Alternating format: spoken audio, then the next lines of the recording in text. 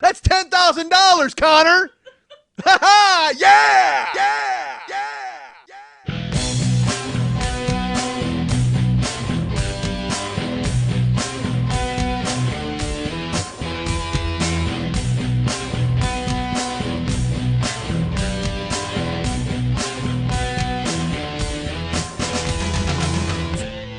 This show is not for sharpshooters. This show is a fucking machine gun. There's no chewy center to this show. It's all hard candy. This show is not a sniper on a fucking roof. This show is a drone taking out a village. Do not invite me into your house because I will come in and I will wreak fucking havoc. Hey, what's happening? Mike Schmidt, 40-Year-Old Boy Podcast. Now, I got to tell you this right off the jump, folks. I got to sit here. I got to spell this out for you right from the beginning. I got to go ahead and make sure I drop this right in your lap so you know right from the beginning exactly what you're getting into right now with this particular show. This might be a clip show. There may be a story later that you've heard before. There may be some sort of old audio reincorporated. There may be something like that, and here's why. Because I did a new show. All right, I did a new show this week, and we recorded it, and as I always do, I like to crowdsource the new shows, and I have a small select group of people that I send the show out to for approval, or at least to get their feedback, because I may want them involved at some point later on in that show. So I'll do the show, and I will go ahead and I'll release it to a small group of people, a very select group that I've hand-chosen, because I would like to work with them, quite frankly. And what happens is those people...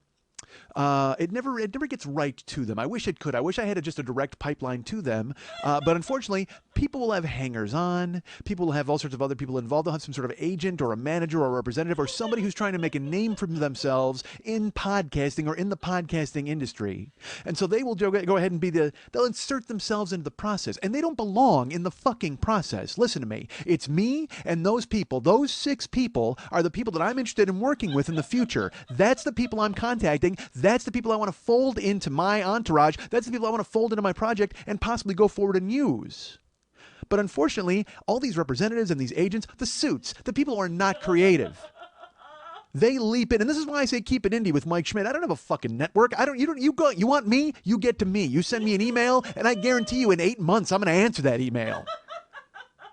I don't have people. I don't have a fucking crew. I don't have a team. I got me, I got Lily, and I got David. I got a 3-headed fucking monster, and all of us do whatever we're going to do to bring this to you. You don't have to go through a phalanx of people. I don't have a big battalion. It's not like 300. You know, other performers, they're like 300. You ever seen the movie 300? And all those guys like hid behind their shields and they made themselves into like a big armadillo? There's no fucking armadillo for the 40-year-old boy.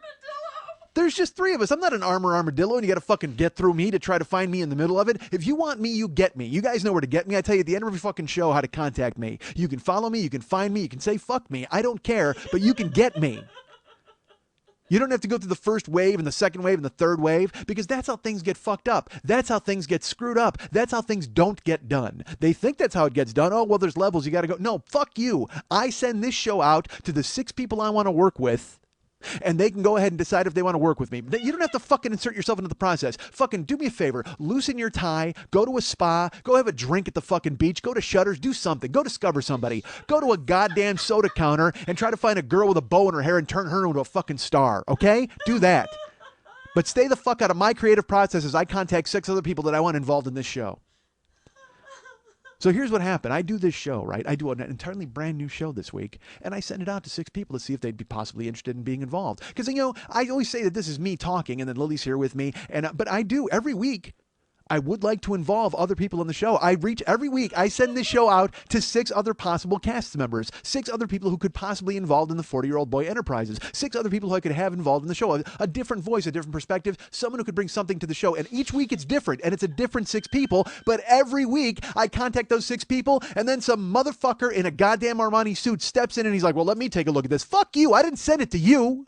I sent it to them because I want them to be involved. Nobody needs you to fucking step into the process and go ahead and try to be the guy who's going to go ahead and be the arbiter of deciding who should be involved with the 40-year-old boy because you don't think he's somebody worth fucking working with, or you don't think I'm big enough, or you don't think I'm somebody who's a fucking name. You don't think I can do anything for that person's fucking career. Well, you know what, motherfucker? Stand down because let that person decide. Because if I was able to get to that person and talk to them one-on-one and they heard what I can do and they know what I can bring to the fucking table, believe me, they would want to be fucking involved because we're all climbing on my shoulders. A high tide lifts all boats, right? You ever hear that? Well, motherfucker, I am the highest tide you're going to find. Put your boat on me and rise. But all you fucking deckhands try to keep that boat out of my tide, and you fucking go out to sea, and then I'm a tide with nothing bobbing in it. Literally, I got 4 fish and a seagull. That's all I got. And even they have handlers. So like I do every week, I sent the show out to 6 people who I wanted to have involved in the process, 6 people that I wanted to have involved in the show, 6 different voices, some sort of round table. Maybe they wanted to be characters. Look, I can't disclose what I wanted them to do because I don't do that. That's the point. I want the 6 people to be involved, and then you'll see the finished product. But as always, their teams got involved, and somebody leaked this week's show to the internet. Oh. And who loses? You lose, folks.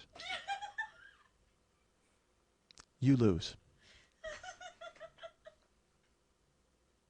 Because now I don't want to release this week's show. Fuck that. I can't trust 6 fucking people. I can't trust 6 people that I wanted to work with. And I think I've earned credibility. I think I've earned respect. I think I've earned the trust of people. Because, look, I don't care if my shit gets out there for people to look at. I don't care if people want to see my work. I'm actually kind of thrilled. I dig the fact that people want to know about my stuff, and they check it out, and then it gets passed around and stuff, and then they see the finished product, which is an interpretation of what I wanted to do with the thing that you read. Because you know what? You created a picture in your head of what my work should be, and then I show you what my work really is. And I think that's perfect. I think that's the creative process in action. But you don't get to fucking leak it until I say to put it out there. So this week you might get a clip show. And there's nothing wrong with that because I'm proud of my body of work. But you can thank Bruce Dern's team for fucking it up for everybody this week.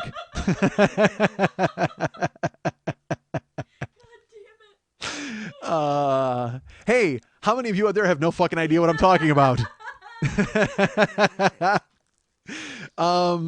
This week... hi, by the way, I'm Mike Schmidt. I'm the host of the 40-Year-Old Boy podcast. I was just playing a tough guy character for a second there. That was fun. I was having a good time.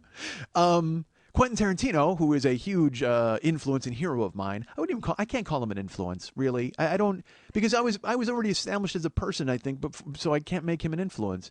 I disagree. You can find people in your life that influence you at any point of age. I guess, yeah, but does he?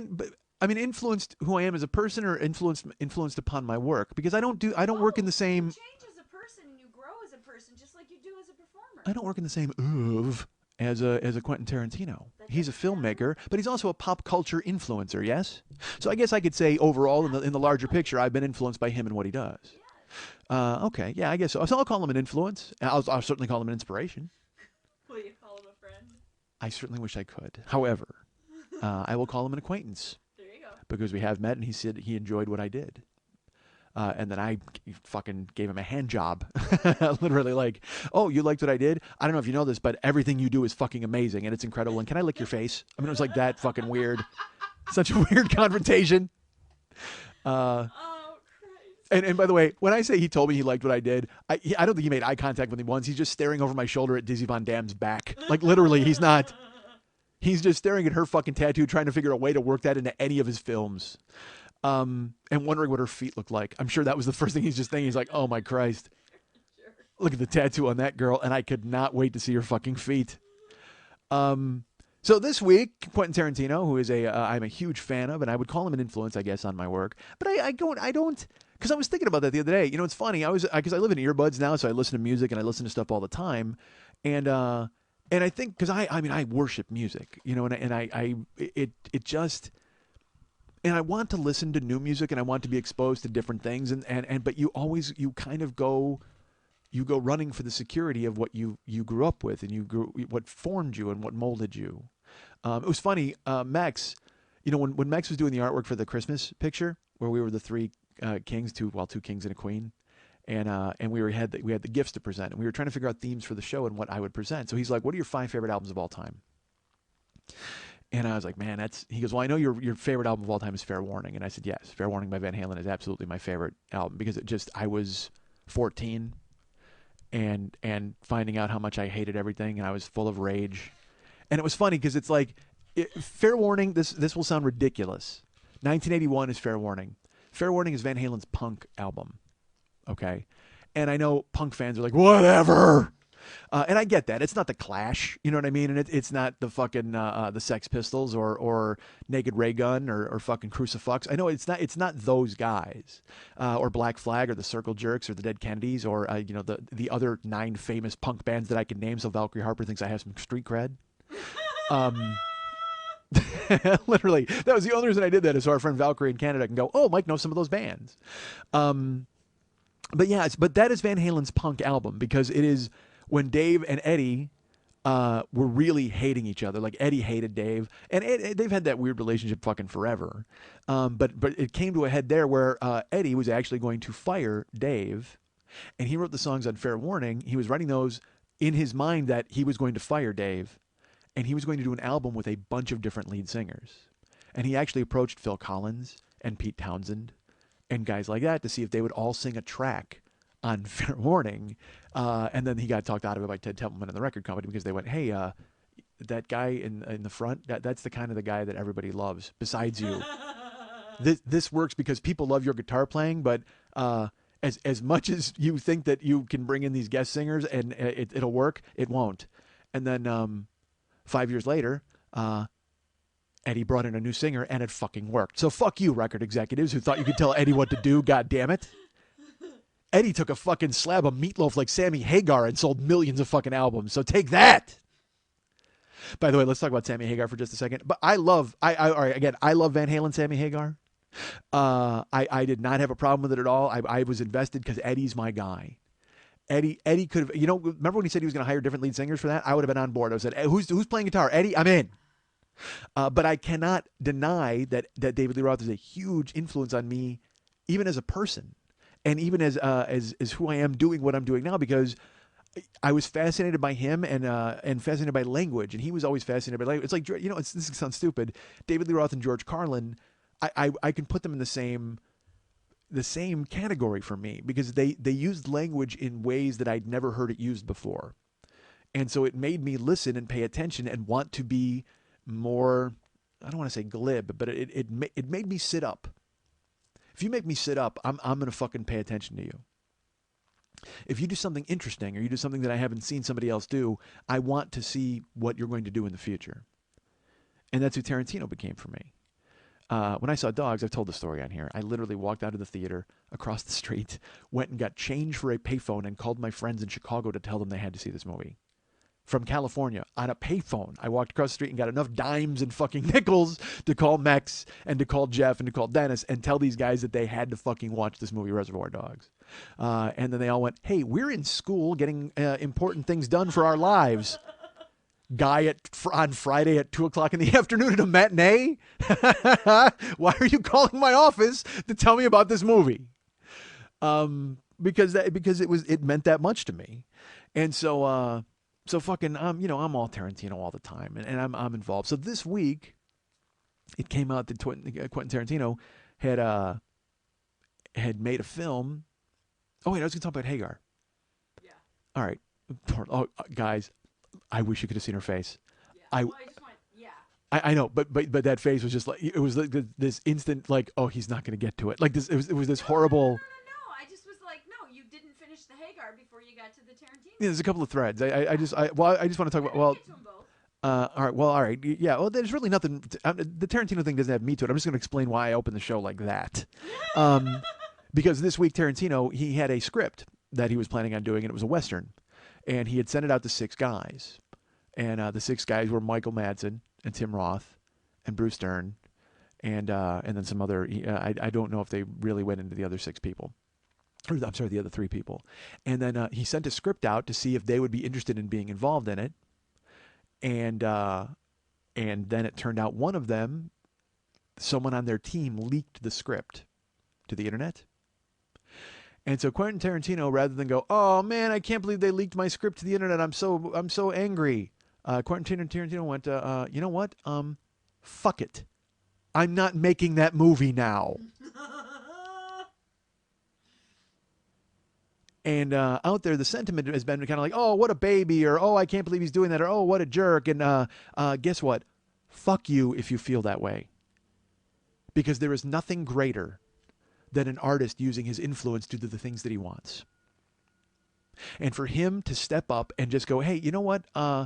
You think that little of me and you think that little of what I produce, that you would go ahead and throw it out without my permission to be viewed by eyes that I have not approved, then fuck you, I won't make it. Because the quote is so great where he's just like, I got a million fucking stories where that came from.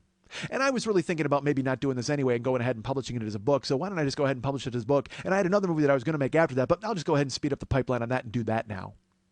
And I'll tell you what, if anybody should be pissed now, it should be Bruce Dern, because Bruce Dern is fucking 77 and he does not have a lot of time left. So if Quentin Tarantino was reaching out to work with Bruce Dern, and look, by the way, Bruce Dern, genius, in my opinion. I have not seen Nebraska. My friend Pat Francis tells me it's awful. I have heard from other people that it's really great. And I've heard from other people that it's just an inert piece of art that really goes nowhere. But yet I've also heard from people who said it moved them deeply and it affected them in a way that they've not been affected by a film before. And that's a wide spectrum of responses, which means to me that is a piece of art worth paying attention to and worth seeing. So I would like to see it eventually, but I don't go to movies anymore because I am far too busy bringing people coleslaw. So, although I will be seeing movies this week, and there's a reason, and I'll tell you why later. So I haven't seen Nebraska, but Bruce Dern, dude, just for coming home, Bruce Dern should be lauded for the rest of history. If you've never seen the movie Coming Home, and it's so funny, I wind up telling, I told, there's a listener of the show, a friend of mine, actually, Raquel, and she was asking about Netflix, like what she should watch on Netflix, and I'm like, did you ever see Coming Home? And she's like, no, I haven't seen it. I'm like, oh my God, see it now. This conversation is over until you see it, click. And we weren't even on the phone. Yet I still hung up. That's how strongly I felt about it. We're done talking, click. I'm still standing here. Click. Conversation finished. I love that conceit. That is, there was a movie when I was a kid called Student Bodies, and it was just like a bad airplane parody. I mean, it was like Tommy Smothers played a Canadian Mountie, and there was like serial killer stalking a high school, and all the people in the movie were like 30, but they were high school students. And it was just one of those things where if you watch it, you go, oh, look, everyone from the 80s is in this movie. Yeah. Like Pee Wee Herman's in it. It's one of those shitty things. And the killer, for some reason, had a fascination with horsehead bookends. I don't remember it why, but it was like horsehead bookends. And then my brother Glenn and I would always say, dude, horsehead bookends. Like it became a thing with us. But in the movie, there's a scene where he calls up and he's like, and he's doing like a pervy phone call to a girl, and he's like, and he says click at the end of it, and she goes, did you hang up on me? And he goes, no, I just said click, click. She goes, did you hang up on me again? And it was like a thing where he kept saying click, whatever. So I did that, of course, to our friend, whatever. So, but coming home, but I didn't do it for that reason. It's just as I talk about me doing it, it comes to mind that's probably where I was influenced by that. Like dude, I love things that I've forgotten when they show back up in your head, and you go, oh fuck, I forgot all about that. That's awesome that showed up. This week, Paul Goebel posted a thing on Facebook, and I have no idea the context. I don't know why he posted it, but it was for his girlfriend, and he just threw it up. And he goes, hey, here's that thing I was telling you about, and it's Felix Unger singing "Happy and Peppy and Bursting with Love" from Odd Couple.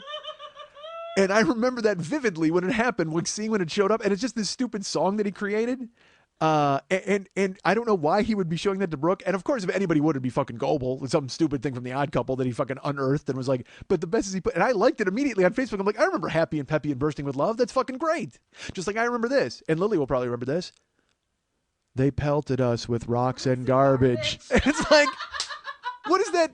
Nobody knows what that means. They're just like, I don't even know what that is. It's like, dude, it was from Letterman, and it was these two kids, and they pelted us with rocks and garbage. It was so stupid, but it became a thing where I just loved it so god, because Letterman, dude, everything he did was just fucking fantastic. And again, interesting, different, fun, and he's got me fucking forever. And then there are people now who are like, Letterman, it's like, oh, he's so old and he's this and he's that, and I can't watch him. And it's like, I'll admit, I don't watch him. But I don't watch him because of me. I don't watch him because I've changed. It's not because of anything he's done or he's doing. He's still a brilliant interviewer. I mean, dude, after 9/11, you know who you watched? You watched Letterman. Yeah. Fucking when he brought Dan Rather on and Dan Rather broke down and started to cry, and Letterman's speech to open his show when they finally started to do new shows. And what was it? In 100 years, will that ever make any goddamn sense? Was that what he said? And it was just yeah, and it just incredible, just incredible. And to see, when he because I like to talk. Ha ha. But I also, I want to be funny and all that kind of shit. But I also want to tell you what's just in my head. And as is evidenced by this fucking show, there's been no funny just yet. But I'm glad you're here. Are you still here? You might still be here. I have no idea. See? Now here's the thing. If I was part of a network, some fucking suit would have come in here and been known to get, hey, make with the funny, on delay. And I would have said, hey, Mr. Speedy Gonzalez, I don't know why you've popped in here. And he'd say, Reba, Reba. And he'd run off and paper clips and shit would shoot out of his tie. On delay with the funny. We got sponsors to fucking charm. We actually have a sponsor this week. I should get to that. I will in a moment. There's so many things I'm talking about. Our sponsor, Sammy Hagar. All right, so Tarantino, he just burned it fucking down, man. And let me tell you something. There is no bigger advocate for burning it the fuck down than your friend Mike Schmidt. Hi, I refer to myself in the third person at that point. That's how important it was for me to get that point across to you. I need to let you know that there's anybody here who wants to fucking take a torch to their keeps, as our friend Elton John would say, and burn down the mission. Because I don't know if you know that, folks. Behind four walls of stone, the rich man sleeps. And it's time we take a flame torch to their keeps.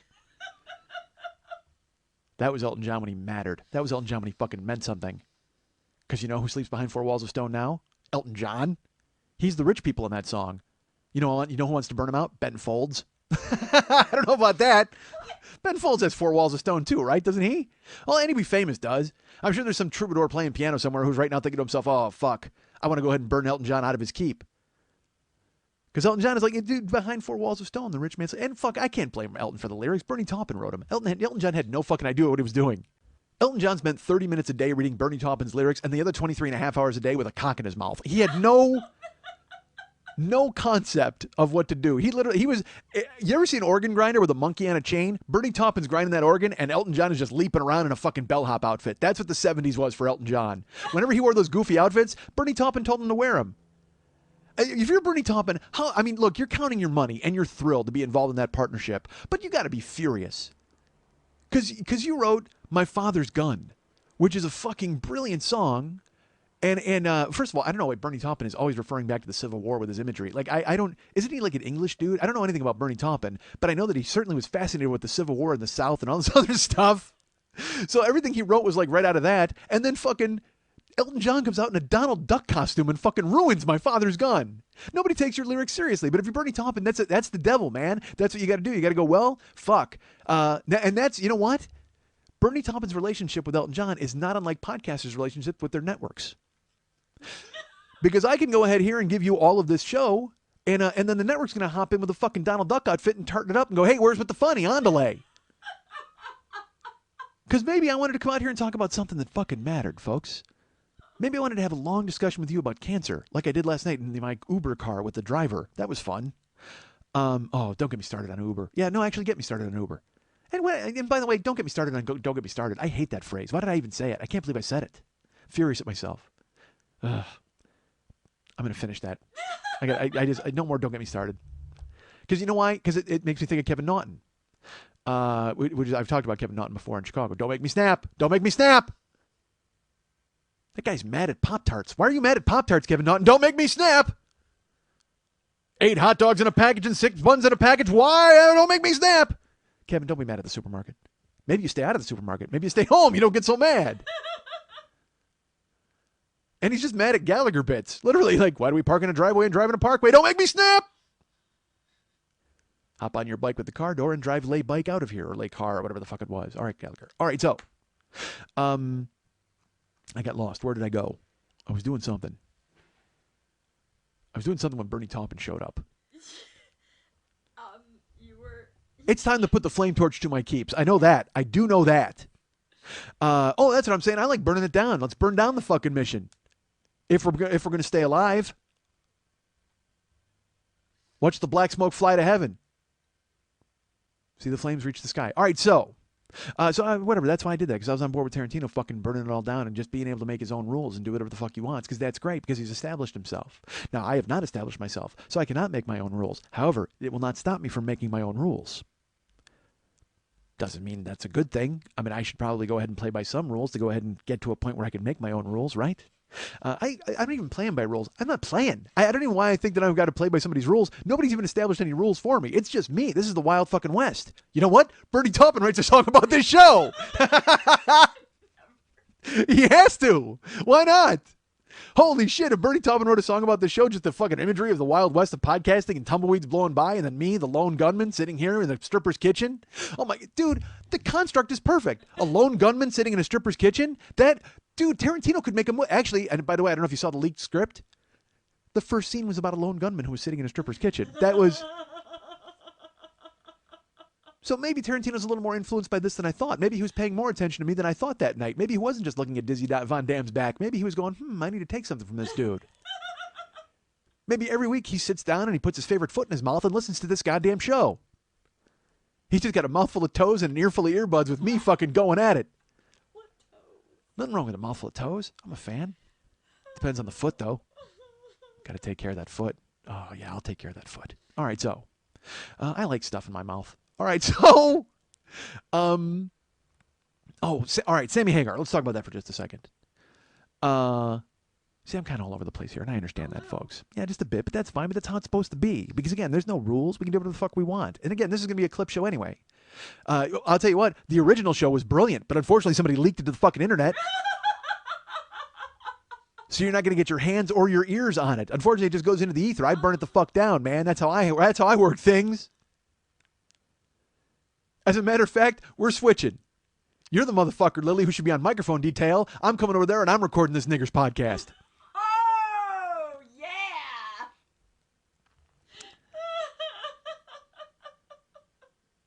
yeah. Let's not start sucking each other's dicks just yet. Pretty please. Fucking sugar on it. Clean the fucking car. That should be a podcast. Literally, that could be a podcast. If you just did lines from Pulp Fiction for 3 hours, people would pay attention. Well, they'd pay attention. I don't know if they'd enjoy it so much. And actually, that's what this show is essentially just lines from Pulp Fiction randomly inserted amidst shenanigans. So here's what happened. My wife left, and then, oh man, I shot Marvin in the face. All right. Come on. And as a matter of fact, Lily, because I am in the oldest building in Hollywood, Lily meets me in the lobby when I show up, and we ride in that shitty elevator, and we have a discussion. We get to the door, and she hits me on the shoulder and goes, come on, let's get in the character. And I come in and I have to do this show. Oh, God. All right.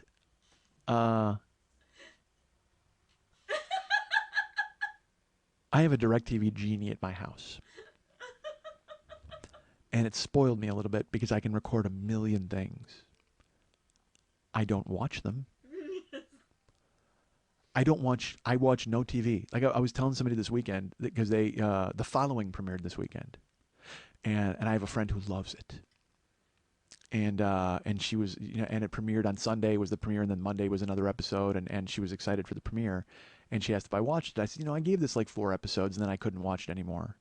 Because it was just so implausible for me. The Following is Kevin Bacon in Serial Killers on Fox. Oh, yeah. Well, I tried. I really tried. I watched the first 4 episodes, but literally everyone in the world is in on it but Kevin Bacon. Like, it was just this thing where it was just waves and waves of serial killers who kept coming after Kevin Bacon. Like, it wasn't just him craftily matched against one guy. That one guy, unfortunately, had an army of people that he had influenced, and they were all embedded in society like serial killing ticks. And by the way, feel free to take that idea and make it into a movie, Serial Killing Ticks. Ticks who have become self-aware and decided that they are going to become serial killers. You would think that ticks would just become self-aware and get jobs or do something good. No, they're fucking murderers because they're bloodthirsty. Ticks are bloodthirsty, hiding in the high grass, waiting to pounce on your ankle. Oh, I heard a song. Let me tell you, dude, speaking of that, there's a country guy named Brad Paisley. Are you aware of Brad Paisley's work, Lily? I've been told he's fantastic. And then I read up a little bit about him, and it turns out he's an extremely good guitar player. He's very accomplished. I don't know much about him. I know that he and LL Cool J ended racism. I know that happened earlier this year. That was kind of so that put him on my radar screen. I was like, well, fuck, if this guy's going to end racism, maybe he's written a good song about trucks. Because I'll tell you what. I mean, it's a completely different skill set, but if you could do one, you got to be able to do the other at some point, right? Shouldn't you be able to negotiate your way into writing a song about fucking trucks if you've gone ahead and cured racism? So someone who's a huge fan of Brad Paisley was like, dude, you should totally listen to his music. He's great. And so I heard one song of his with Carrie Underwood. Remind Me, I think it was called. Remind Me, and I will admit, like, I'm not a country person. I'm not a new country person. I'm barely an old country person.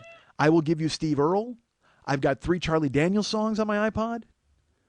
I did go down to Georgia with the devil one time. But only because I heard there was a chicken in a bread pan picking out dough. And I enjoy dough picked out by chickens. I'm just a fan of it. I enjoy eating it. It has just more of a flavor. So, and Lily's looking at me like, no, child, no. All right, so. There's no content to this show whatsoever. It's movie lines and song lyrics. That's what this whole thing is. It is a crazy quilt.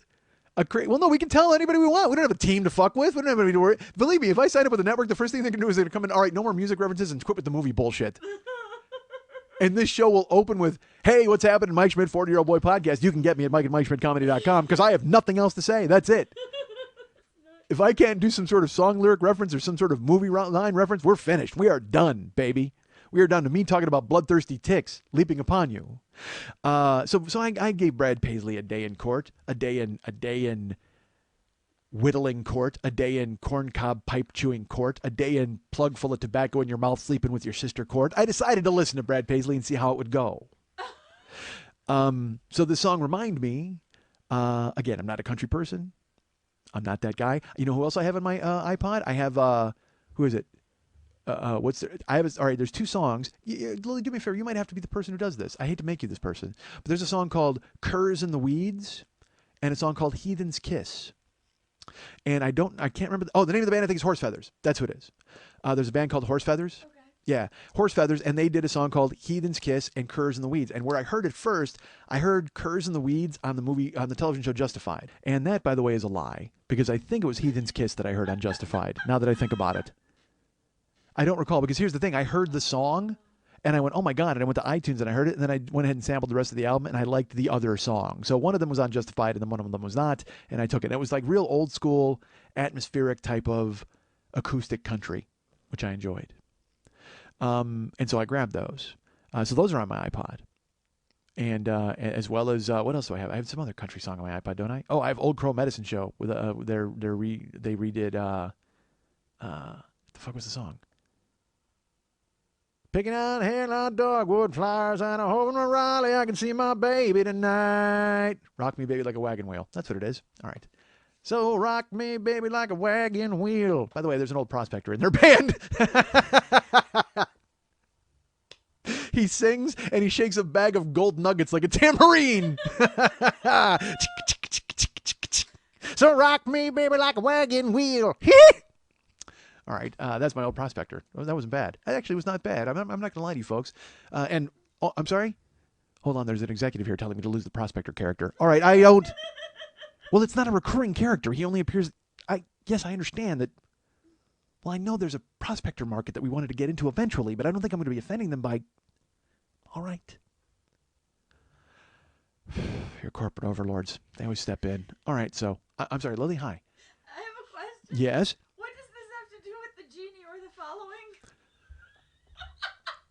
Let me ask the suit. I was hoping since he was here. Well, he doesn't talk to you. He talks to the talent, which seems, he's part of my team. Again, I don't know if you know this. You have to go through him to get to me. I do know. And you're trying to talk directly to me, so I'm going to go, and you know what? You and I are very close, so I'll accept your question, but I'm still going to have to bounce it off of him and get back to you, if you don't mind. No, man, I was talking about TV and how I heard that song in country because I was talking about country music because I was talking about Brad Paisley. Oh, that's what I was fucking talking about.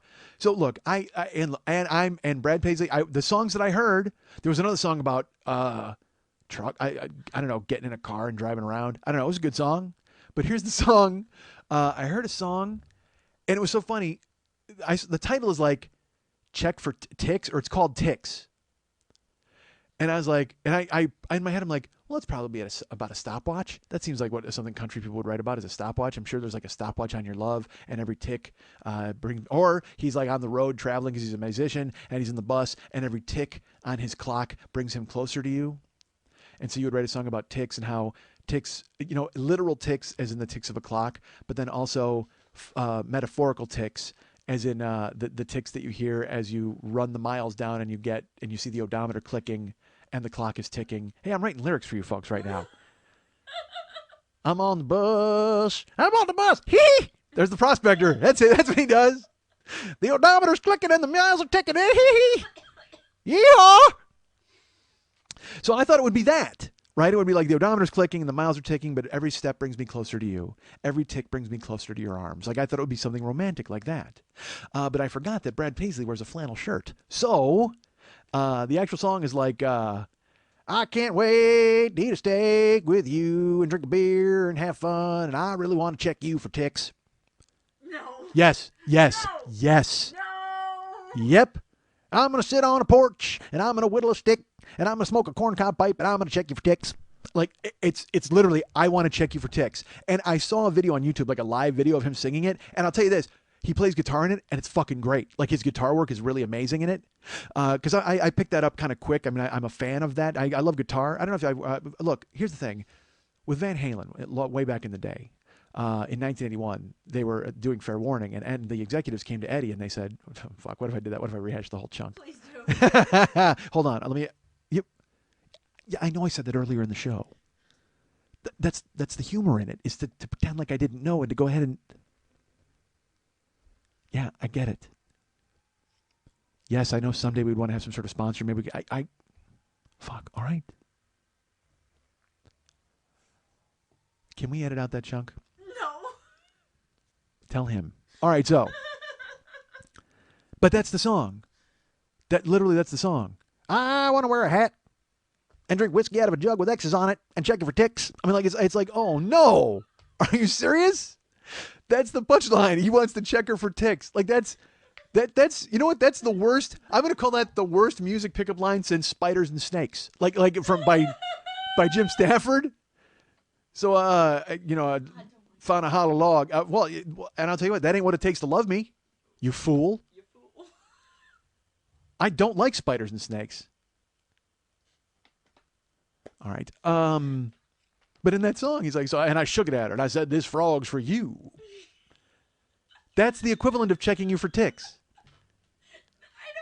Because ticks don't get all up in your fucking vagina, do they? Ticks settle right around the shin level. You're not really making any headway, buddy. You're settling for first base. You are absolutely set. Here's the thing. The closest you're getting to vagina, if you're checking her for ticks, is if you have her sit in a chair across from you and put her ankles up on your shoulders so you can kind of look at the ankles, and you steal a sneak under her fucking petticoat and try to get a look at her in 1811. As you're checking her for ticks. I didn't care for it. I was like, oh my gosh, I'm supposed to like this fella, and all of a sudden he's bringing bugs into the equation. That's not sexy at all. If I'm a lady, that's not sexy. And I can't even imagine, even ironically, enjoying that song in the audience and cheering for it. I'm sorry, it just seems silly. But again, who am I? Who am I to judge? I want to play my harmonica around a fire and make coffee in a frying pan and check it for ticks. I want to eat spoon bread and stare into the distance and fuck Jack Gyllenhaal in the ass in a tent and check it for ticks. These are the things the cowboys do, folks. I want to go on a cattle drive and stick you with my brand. Then check it for ticks. I like the Prospector. I'm bringing him. He's sticking around. I might actually record an album as the Prospector. That's not bad. Hey! Get on that. Yeah, I'm going to do that. Let's get, but sir, get on it. We get some music people. Go to the music department. It's down the hall. I want to make a lasso and tie you up with a rope and drive a thresher. Bam, check it for ticks. I think I'm combining farmers and cowboys, right? That's kind of the same deal, right? Aren't they the same dudes? I want to get up at 4 a.m. and feed a chicken some grain. Bang! I want to drive 2 miles to check my mail.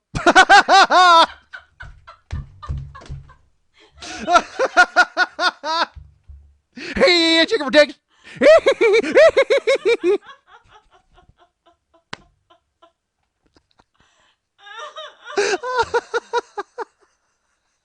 Fuck. I want to drive 2 miles to check my mail. I'm the fucking best. Holy shit. Oh, fuck. See, if you planned a fucking show, you couldn't do this. You think I could write that and bring it here and give it life? No, I gotta make that shit up on the fly. I gotta put out my fucking farmer bees. They have to come swooping at the goddamn microphone. I gotta get my country bees all revved up. Jesus. Oh, man. Look, you hated it. I don't care. I loved it. It made me laugh. If I was listening to the show, I'd be fucking doing a dance right now. Jesus Christ, that was great. A square dance, certainly. Fuck. I want to drive 2 miles to check my mail. Dude, if that does not sum up the American farmer, I really don't know what else does. It's true. I clap and laugh and wipe away tears, and I share it all with you folks. Look at us having the fun. I gotta be honest with you. I'm glad one of those 6 people leaked the original show. I would have never come up with the prospector and driving to check my mail. That was awesome. Hey. All right. Fuck. I don't even know where we're at. What we're talking about. But so the bottom line is, I guess I didn't mind Brad Paisley, but that song just seemed ridiculous. I'm gonna check you for ticks like that. He wrote that. And went, yeah, that's a pretty good. And then even worse, he wrote it and recorded it, and it was a hit, and people cheered for it. Like he plays it live in a building with other people, and they're like, yay, the Ticks song. Oh my god. Who the fuck is happy for the Ticks song? I can't imagine anyone going, oh, my favorite song, the Ticks song. That's not your favorite song. I would be I was embarrassed to hear it on YouTube, honestly. I love it. The guitar work was great. The music was impeccable. And again, he can sing and he's a good-looking dude. It's just, I guess if you can sing and you're a good-looking dude, you can do whatever the fuck you want. If the prospector had like a fucking square chin, I mean, again, you can get away with anything you want. If you're handsome, you can do whatever the fuck you want. Dude, I was in line at the grocery store and the Globe was on sale or whatever the fuck, one of those newspapers. And up in the top corner, it just said, Brad Pitt's Hurricane Sandy home's falling apart. And it's like huge disaster. And I'm like, dudes, if you're in a house that was built by Brad Pitt, you deserve to have it cave in on yourself. But that's the thing. If you're good looking, you can do whatever the fuck you want. You show up in the hurricane ravaged territory, like, hey, it's Brad Pitt. What do you want to do here? I'm going to build a couple of sheds. Do it. Give him a hammer. Let's fuck. You just want to watch him in the sun. That's all those people wanted to do. They were just stunned Brad Pitt showed up. They're literally there digging through rubble looking for their dog's skeleton. And then Brad Pitt arrives and they're like, oh my God, Brad Pitt is here. I can stop thinking about my dead fucking golden retriever for 5 seconds. And they think he's just there to glad hand and shake hands. They're like, thank God Brad Pitt is here to get some goodwill. And he's like, hey, hand me a hammer. I'm going to build some houses. They're like, what? Brad FEMA's here and they'll take care of the houses. Stand aside. Tyler Durden's here. He's going to fucking take care of everything. That just makes no sense. If you let Brad Pitt build your house, you deserve to have it fucking come down around you. He's making movies, not structures. And dude, if a house Brad Pitt built for you collapses, you don't even get to say that your house collapsed. You just get to say, oh, my house has third act problems. That's what you have to say.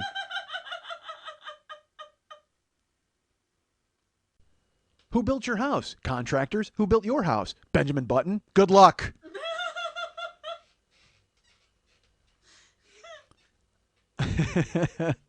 You see this deck? Put together by Floyd from True Romance. Well, I look forward to seeing the rubble. Who the fuck is surprised by that? And that's why I can't watch the following.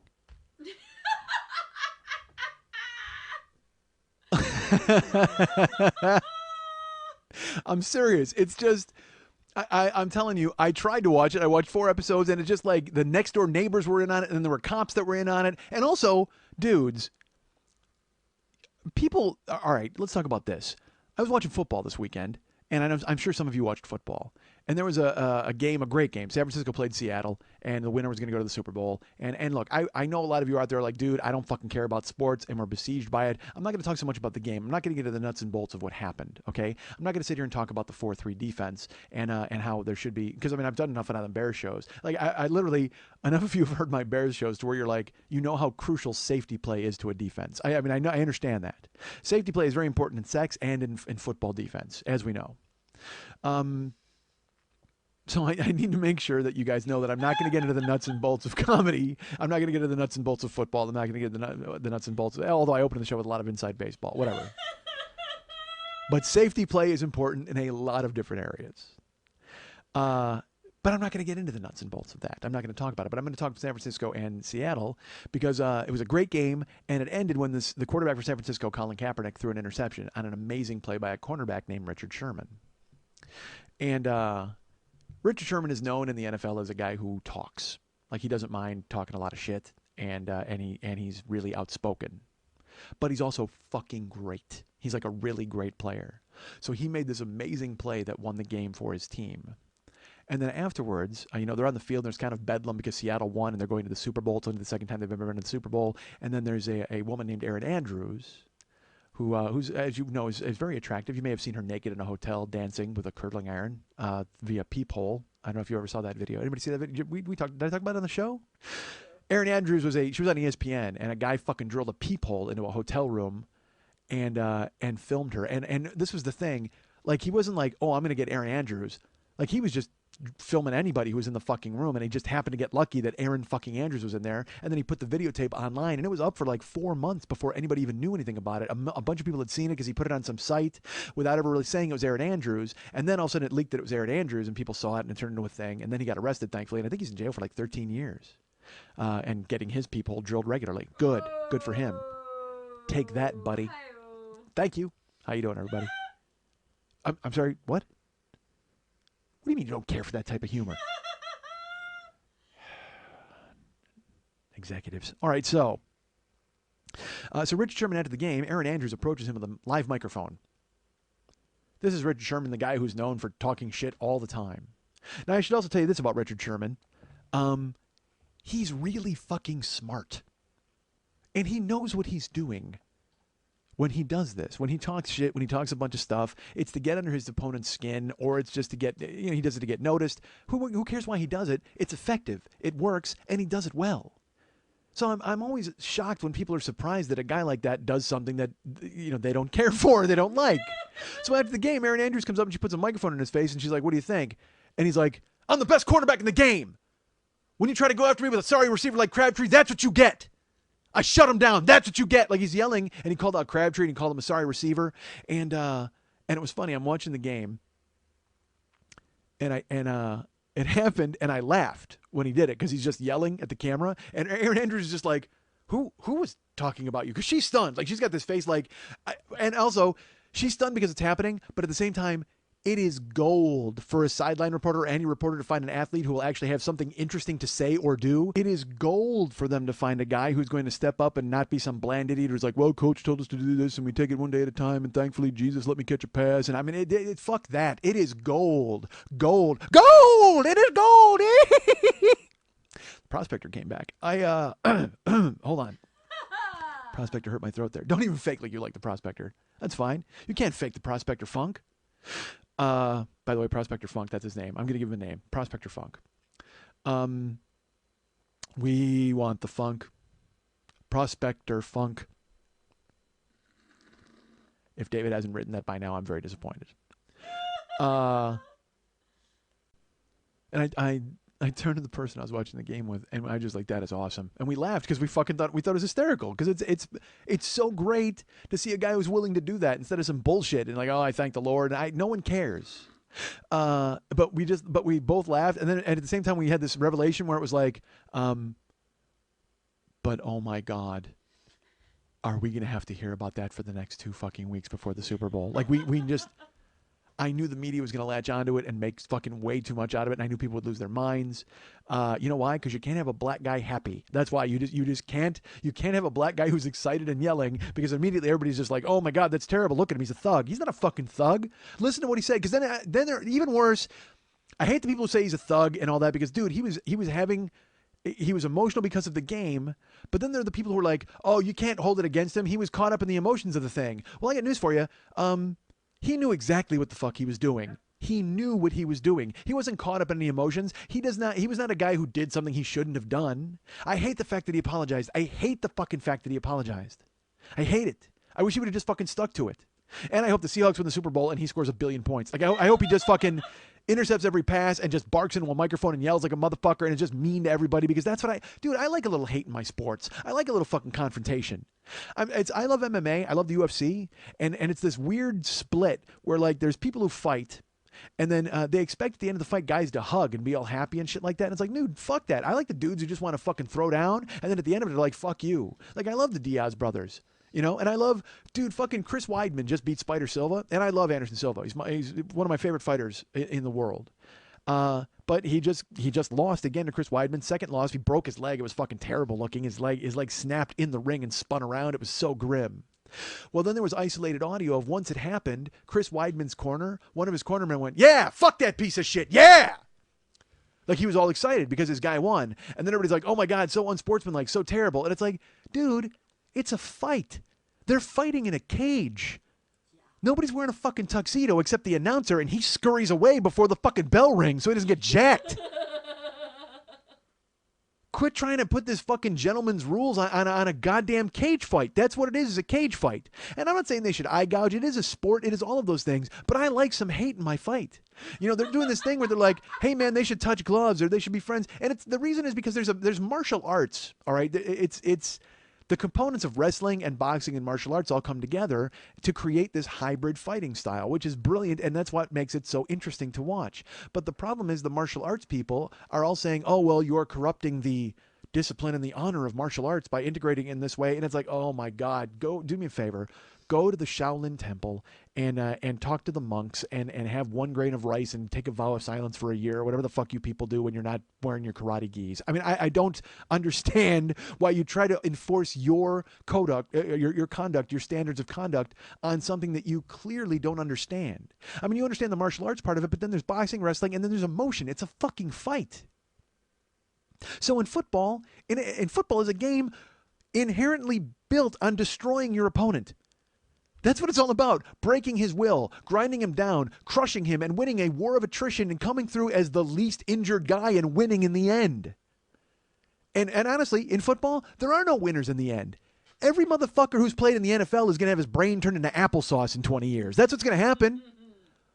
All of them wind up fucking drooling on themselves and just spinning their hair with their finger and going, what happened to my life? And then driving their car into a fucking thresher. I mean, it's just, and you know who's driving that thresher? The fucking Brad Paisley before he checks you for goddamn ticks. Hey, can't wait to feed the cows. Hey, milk machine. Hey, building a fire. Hey, chicken for ticks. I love the Prospector. We might have an offshoot show. We got to go offshoot show with the Prospector. Like, just some other, you know what? Get the network guy in here. Let's talk to him. Because we're a fledgling network. We're, what? Don't get him in All right, keep it quiet. Can't you hear him? He's making deals in the other room. Right now he's on the phone with the producers of the following. I'm sure he's going to say something nice about it. Hang up the phone, because I'm not. I tried to fucking watch it, man, and it's just like, but it made me laugh. So Richard Sherman, that happens in real time. And people on Twitter, of course, start calling him a nigger and all this other bullshit because he's a black guy who's excited. And it didn't help that a fucking, it's a blonde white woman holding a microphone in his face. Honestly, the only thing that would have made it worse is if the black guy was holding the microphone in the blonde white woman's face, just to add more sexual suggestiveness to it for people to get angry about. But he's there and he's yelling and he's excited. He won a fucking football game.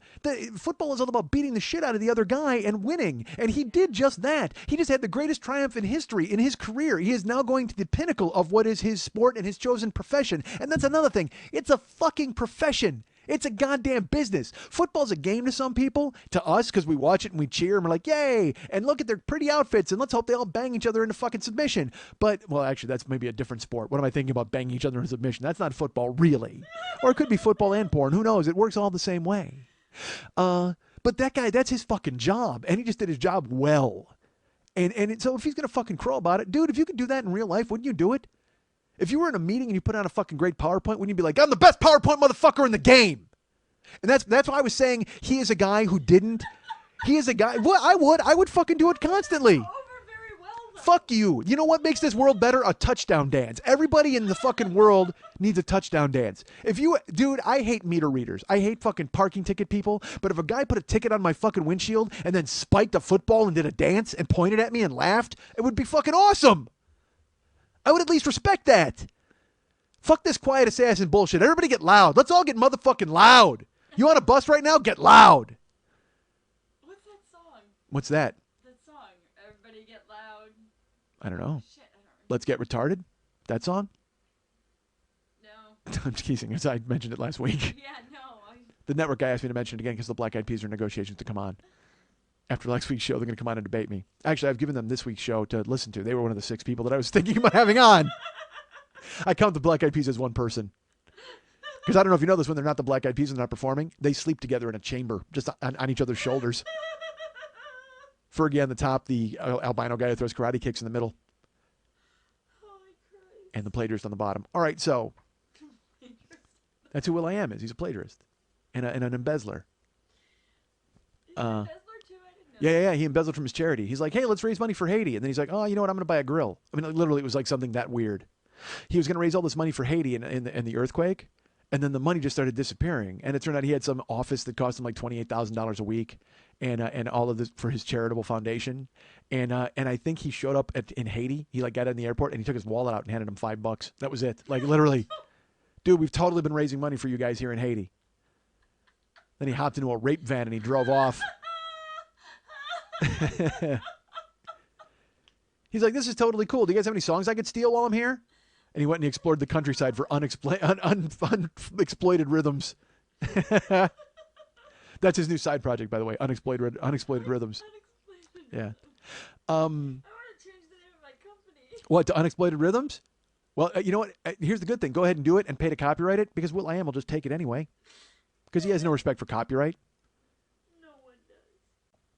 Will.i.am was Shia LaBeouf before Shia LaBeouf even thought of doing that shit. As a matter of fact, Shia LaBeouf, he fucking stole that from Will.i.am. That's how much he's actually raised the game a little bit by stealing it from the Ultimate Thief. And right now, Will.i.am and Shia LaBeouf are on the phone discussing a reality show called The Ultimate Thief. They stole it from me. We got to get our network guy. You get on the phone. Call Shia LaBeouf and Will.i.am. Pronto, stat. And pitch my show Pronto Stat to them as well.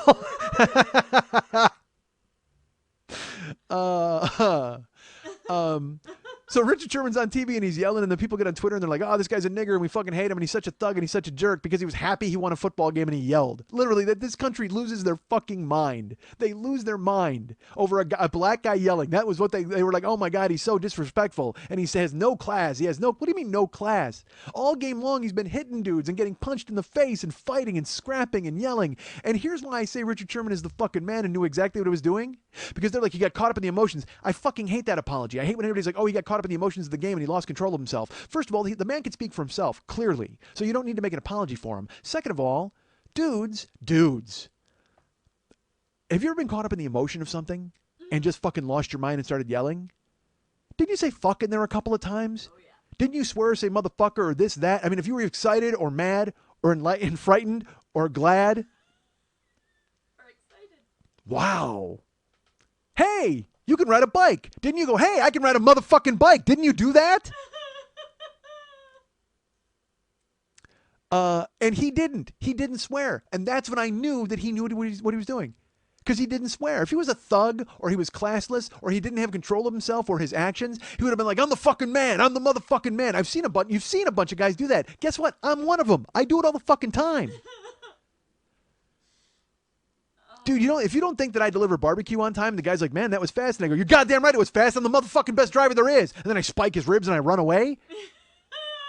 I fucking do it. Everybody needs that. Everybody needs to celebrate. Everybody in this world, this world would be so much fucking better if everybody had a touchdown dance and a theme song. That's it. Let's get Daft Punk to score our lives. Let's just do it. Let's hire 4 fucking DJs. We'll get Daft Punk. We'll fucking get Deadmau5. We'll get fucking Tiesto. And we need a 4th DJ. Who can we get?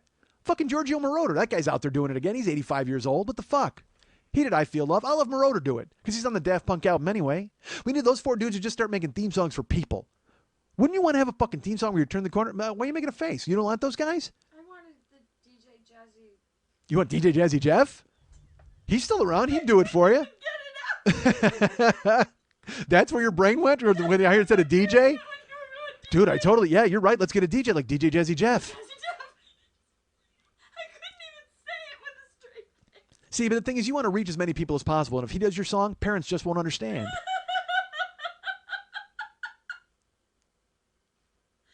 think you're funny, Mike. Do you? I do.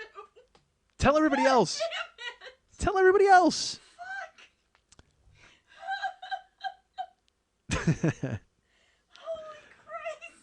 Well, we have something in common because I think I'm funny too. So that's good news for all involved. And by all, I mean you and I, because I certainly don't mean everybody out there, because right now I can just hear fucking iPod vaginas getting clicked all over the fucking nation. Just put your ankles on my shoulders and let me stare right into your iPod vagina for ticks. Clicks and ticks. That's what I'm looking for. But man, that's what you need. You need to spike the football, motherfuckers. That's what you need to do in your real life, in your job. If you're a bus driver and you're on time, you just get to the bus and just be like, yeah, god damn it. The best fucking bus driver in the world. Who wants a piece of this? Anybody? Fuck you, Ralph Cramden. Who wants some? I mean, there'd be a lot more fistfights in the streets, but who fucking cares? That's what I'm looking for. I want chaos and anarchy. And the thing is, you know what I'm describing? The internet. That's literally what I'm describing. Pretty much. Everyone on the internet has a theme song and a touchdown dance. They just do it anonymously. If you had to do it for real in real life, like if you're in a grocery store and you're like, you just fucking put your stuff on the thing and you're like, this is going to be $28. It was like 27. You'd be like, yeah, motherfucker, showcase winner. Yeah, dirt, dirt.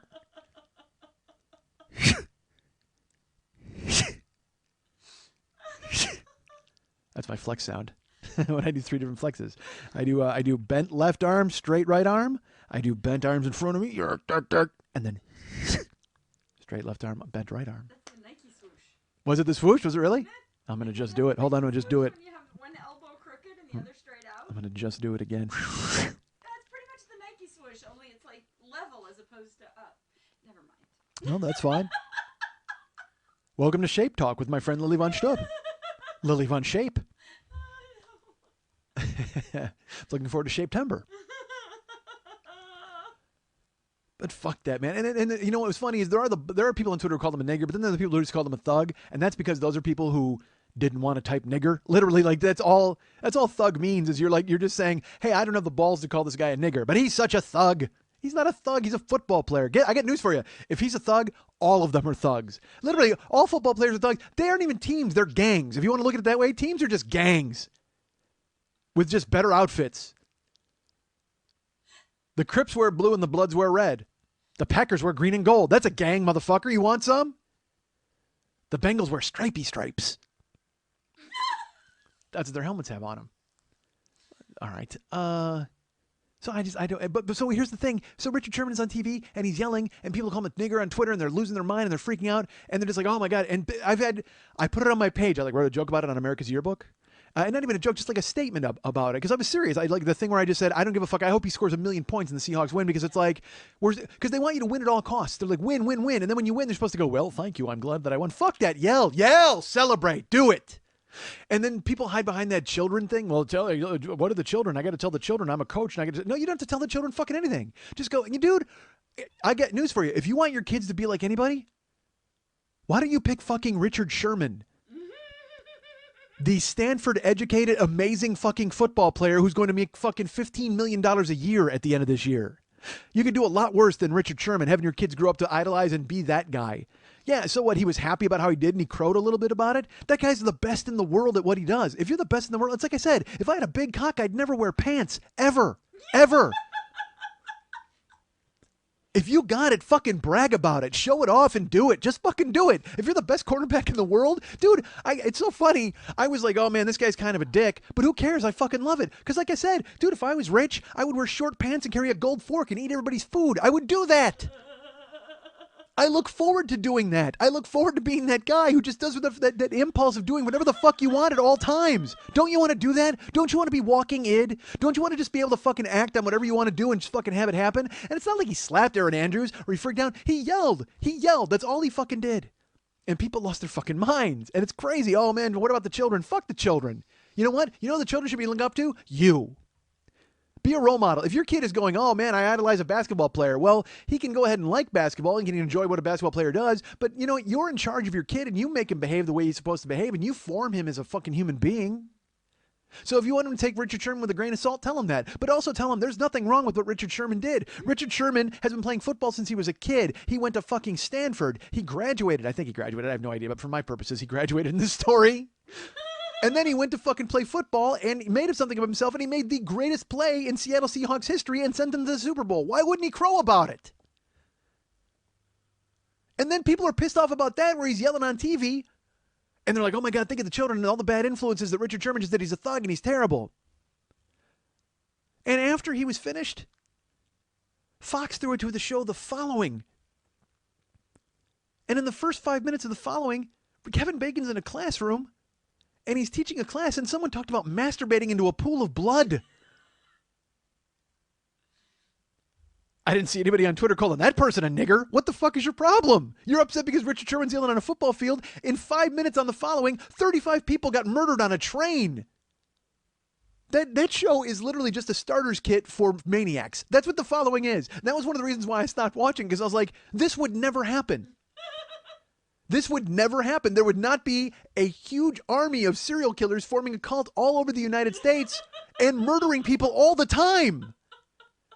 Because there wouldn't be, you know why? Because they would never air Three's Company again.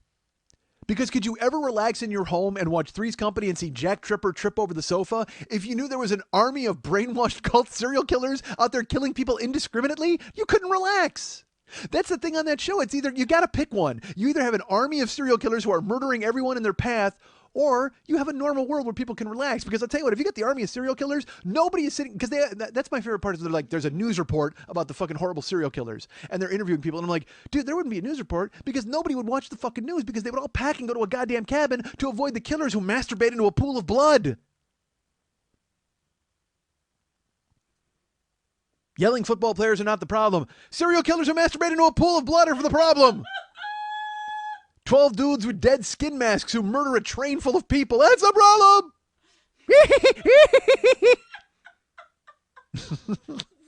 That was Jerry Seinfeld in The Prospector discussing The Following. That's the problem. Why is my Jerry Seinfeld at the bottom of a well? I don't know why he is. Someone pushed him into a fucking empty swimming pool and fucking all the skateboarders are going by him. That's the problem, you kids. I have an old crotchety Jerry Seinfeld. I don't know. Well, I guess he's kind of that way, really. Anyway, he's very fastidious, that man, with his 4,000 fucking cars. Him and Leno. What's the thing with the comedians and the cars and the buying of the... Even Jerry's getting out the fucking show. Comedians and cars having coffee, which is a lot of C's. And I respect alliteration, but Jesus Christ, honestly, comedians having coffee in cars. And Leno's furious. Like, why didn't I think of that? I got cars. Hey, why didn't I think of that? I got cars. By the way, hey, American Airlines, stop showing The Tonight Show on planes. I don't get it. I don't understand it. I'm not watching it, but I'll have my earbuds in and my eyes closed, and then I'll look up and there's Leno's giant head on that fucking tiny screen, and it just fills up the whole fucking thing like this floating monster of non-funny. And in my head, I'm just like, you know what, dude? That's not soothing at all. That doesn't help anybody else on the plane. You know what? I'd rather they ran a loop of 9/11 footage than fucking The Tonight Show on the American Airlines.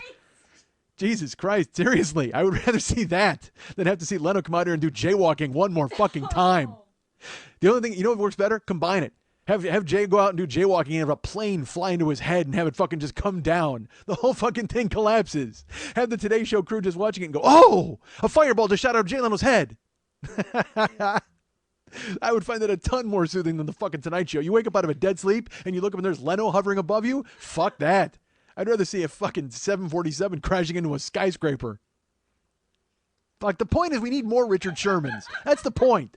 I can't watch The Following. We need more Richard Shermans. We need more guys who say it and just don't fucking think about it. We need guys like that. We need more Quentin Tarantinos who just burn it the fuck down, who put it out there for you and then just fucking take it apart because they're doing good work. Richard Sherman's doing good work. Tarantino's doing good work. We need more people like that who do good work and don't fucking care. You know who we need? We need more me's. That's right. We need more fucking Mike Schmitz. That's right. I talk about myself in the third goddamn person. I'm doing good work. I don't need a network. I don't need a fucking level of people to go through. I didn't get into this fucking business to have any relationships. I'm the fucking, you know what? I'm the fucking Martin Blank of podcasting. That's who I am. And everybody else out there is like the fucking, it's like they're all Dan Aykroyd trying to get you to join a podcasting union. Fuck that. Lone gunman. I don't want to join in a goddamn union. Get it? It's the whole point. Look at the way I fucking dress. Lily tore my clothes off last week because I dressed like a fucking idiot because I don't want to be in a fucking union. We don't need more layers. We don't need more teams. We don't need more levels to try to get to somebody. You need unvarnished access. You need to be able to go ahead and find somebody and get to them because you want to fucking get to them. It was funny. I was talking about the prospector. Actually, that actually has more relevance to me now because prospectors, it used to be one solo dude out there just mining for gold. That's what this show is. I'm the fucking prospector of podcasting. I am out here just mining for gold and you're watching the fucking process. And hey, you know what? Sometimes we're lucky enough that I find it. And a lot of the fucking times we are not. Absolutely not. But it's not going to stop me from fucking mining for it every goddamn week, and it's not going to stop you guys from showing up. And I'm just sitting out here in the fucking desert. There's like a gorgeous sky behind me, and I'm crouched down, and I'm dirty, and my hands hurt, and I'm just like Daniel Plainview alone with dynamite and staring into the fucking distance, hoping to strike it rich and find my fortune, and hoping to be able to control my own destiny. And eventually, it's going to happen. It is. But you know, you don't need levels, and you don't need layers, and you don't need handlers, and you don't need teams. You want to get right to the person. You want to get right to the source. You want to get right to the access. And if you want to get me, you guys can get me at mikeandmikeschmidtcomedy.com. You guys can be my friend at facebook.com/the40year-old-boy. You can, David Hernandez is the guy who does all the artwork and all of the amazing music for this show. If you want to get David, you can be his friend at facebook.com/DavidMexHernandez. But if you'd like to get him to commission some artwork and do some stuff for you, you can go to artbydmh.com, artbydmh.com. He does amazing work. You can go to the website and see a lot of his previous work. And of course, he does work for us every single week that you can observe. And I know that there are satisfied customers out there who listen to the show and have used him in the past. So please give David a chance. Lily Von Stupp is the producer of this show, and if you want to get her, you can find her at facebook.com/Lily Von Stupp and be her friend there. You can follow her at several different Twitter accounts. Hey, did I say I'm on Twitter? You can follow me at twitter.com/the40year-old-boy. You can follow our friend Lily Von Stupp at several different Twitter accounts. Twitter.com/Lily Von Stupp, Twitter.com/MNTs, and Twitter.com/HollywoodBQFest. But if you'd like to write her a personal note and find out where in the stack of boxes she keeps the sex books, you can write her at Lily at burlesque411.com. That's Lily, Lili, at burlesque411.com.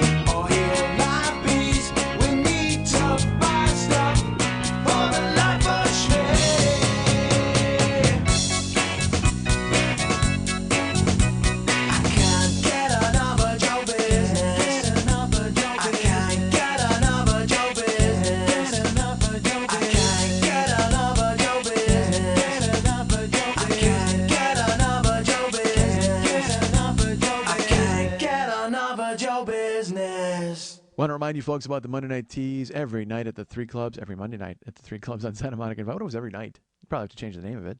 No. You know, you have the Monday Night Teas on a Wednesday? No. We used to do, what did you do, Friday Night Fun Bag. What did we do there? What was that? Friday Night Follies? What did you have? There was a Friday night show and we called it something. Friday Night Happy Hour. Friday Night Happy Hour is what it was. I was going for alliteration again, like Jerry Seinfeld with comedy and coffee and cars and happy and peppy and bursting with love. So I want to remind you folks about the Monday Night Teas every Monday night at the 3 Clubs on Santa Monica and Vine. I happen to know the producer of that show. She's a producer of this show as well, and a good friend of mine and an idol of yours, and a titan in the industry, whether we're talking about burlesque or podcasting or radio. She's an amazing person, and I'm proud to call her my friend. Ladies and gentlemen, Lily Von Stupp is here today. Hey, Lily, how are you? Hey, it's really great to be here. Well, thank you for coming. I don't understand the Isaac the bartender point, but good for you. I thought it was a nice little build-up. It wasn't nice enough. Did it sound phony? No, it just was cute. Oh, okay. Well, I don't mind cute. Well, I can pull that off occasionally. Well, you love the Monday Night Teas. You're a huge fan of that Monday I Night am. I Teas. kind of do like it. I enjoy it myself. I'm a huge Really? fan of the Monday Night Teas. Odd. I did not get to go Monday. I'm disappointed. Then fuck you. Exactly. I saw that on Facebook. Wow. Yeah, there was the people from Tucson, right, lighting it up. Don't blink burlesque. Don't Blink Burlesque is an entire troop of people from Tucson who took over the Monday Night Teas last week and destroyed it, leveled the place. I understand. Leveled it. 4 standing ovations. 9 acts. Fuck yeah. I will say this: I really wish I was there, but I was having an amazing Monday night. But Whatever. at the same time, yours sounds like it was great. Whatever. I wish I could have been there, but it was good. It was fantastic stuff, and they will be back. I would imagine in the summer or something. Crowded, fantastic. They are coming back. Good. Maybe I'll check them out. Well, not maybe. I'll check them out the next time they're in town. I always like to see the out of town shows. That's cool. That's what the Hollywood Burlesque was so cool because you had people. There was some girl. Jesus Christ. Listen. All I know is I was backstage, and she was ironing, and I just kept watching her rhythmically running her arm back and forth over this green dress, and I'm just like, oh, dude, because I mean, green's for me, green's for me, and she was just sharp, and I mean, there was a bunch. I mean, look, everybody was naked backstage. The Hollywood Burlesque Festival was fucking crazy. I worked security. Was that fun for you? It was actually very fun. I was in the back, and Being backstage and watching people walk around half naked, okay. a lot of women that just did not mind about not wearing shirts or pasties or anything. I'm just fucking naked. And I mean super naked and comfortable with it and talking. My favorite thing was I walked in to the Hollywood Burlesque Festival. I'm in the back. And as I checked in and Lily's like, you got to go check. You got to work the green room to make sure, just basically keep a handle on it. So I walk back there and I see performers and stuff. And then there's just 2 dudes, like 2 meathead dudes sitting on a couch drinking. And Lily told me, she's like, make sure everybody has a badge. Everybody has to have a badge in order to be back there. And I said, what about boyfriends? She goes, nope. Because I had to clarify that because I'm used to performers just going, oh, well, he's with me.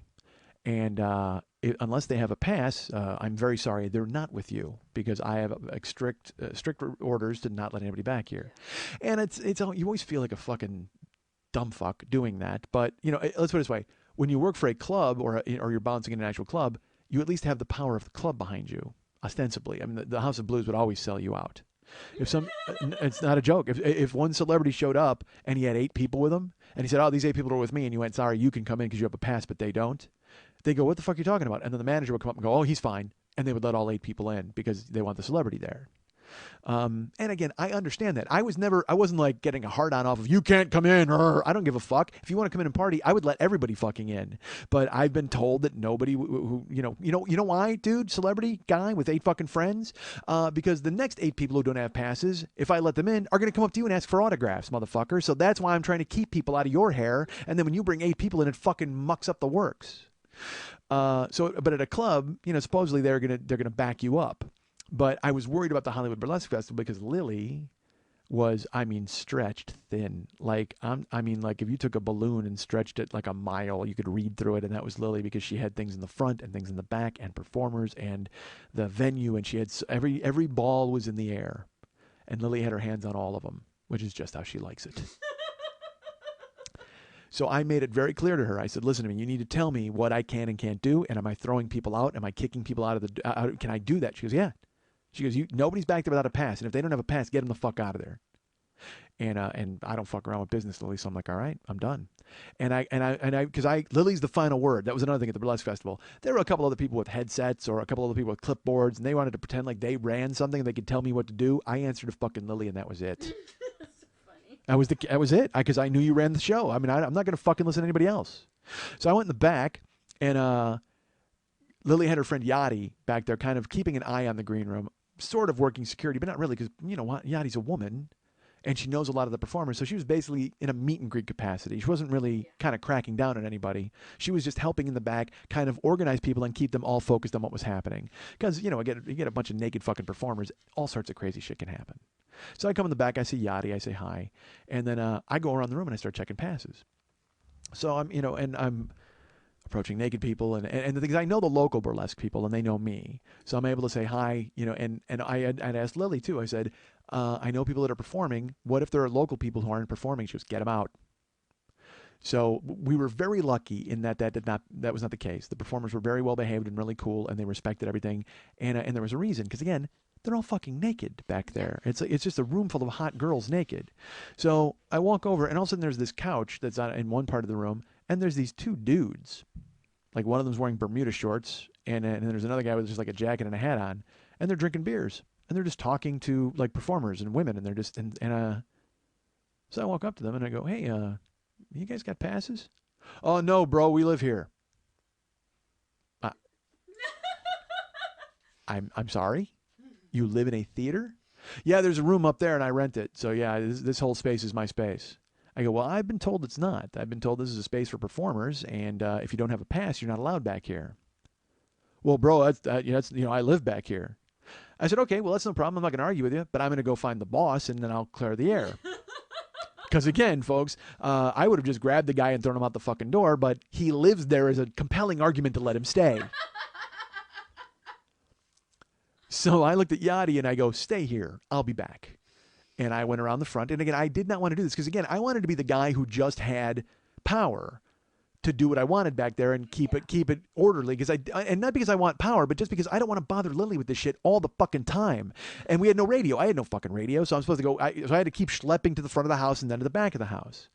But this is important to me. There's two fucking guys who I have no idea who they are and they don't have passes. So I go to Lily and I go, "These guys say they live there." And she goes, "Yeah, they're not supposed to be back there." I said, "Okay, he says he lives there." She goes, "I know he does. And the agreement was that I have the area in this amount of time and then he can come back when we're done, but he needs to get the fuck out of there now." I said, "Great, I'll throw him out." And she goes, "Well, don't throw him out." And I go, "Well, I'm not going to lift him up and toss him unless he turns into a dick." I go, "But I will tell them with no uncertain terms, you guys are not welcome here. I will make sure that they need to go." And she goes, "Well, let me come with you." And I said, "It's okay." And she goes, "No, I'll come with you." Because again, she apparently thinks I'm going to do something wrong. I didn't want them pissed. Yeah. Because I still had another night to be there. Yeah, true. Because this was on the first night. Yeah. So Lily and I walk, and my favorite part was at the Hollywood Burlesque Festival. Lily, like I said, she's running the show. She didn't dance, but she's the host and organizer of the event. She's just gorgeous. I mean, she's just dressed to not. How they say people are dressed to the nines. Lily was dressed to the 44s.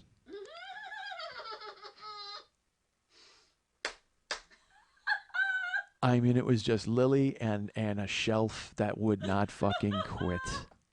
And she looked amazing. But also, Lily was in probably 6-inch stack heels.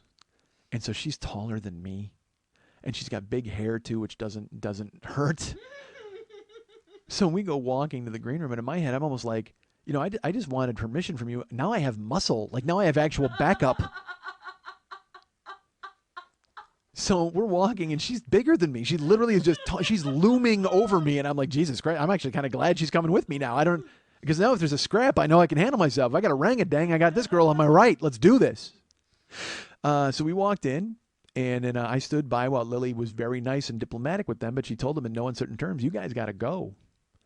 And they were super cool about it, and I introduced myself. Well, in the beginning, they were super cool about it. That's what I'm getting to. And then I introduced myself, and they were like, "Mike, thank you so much." And then when they got outside, all of a sudden they weren't super cool about it anymore.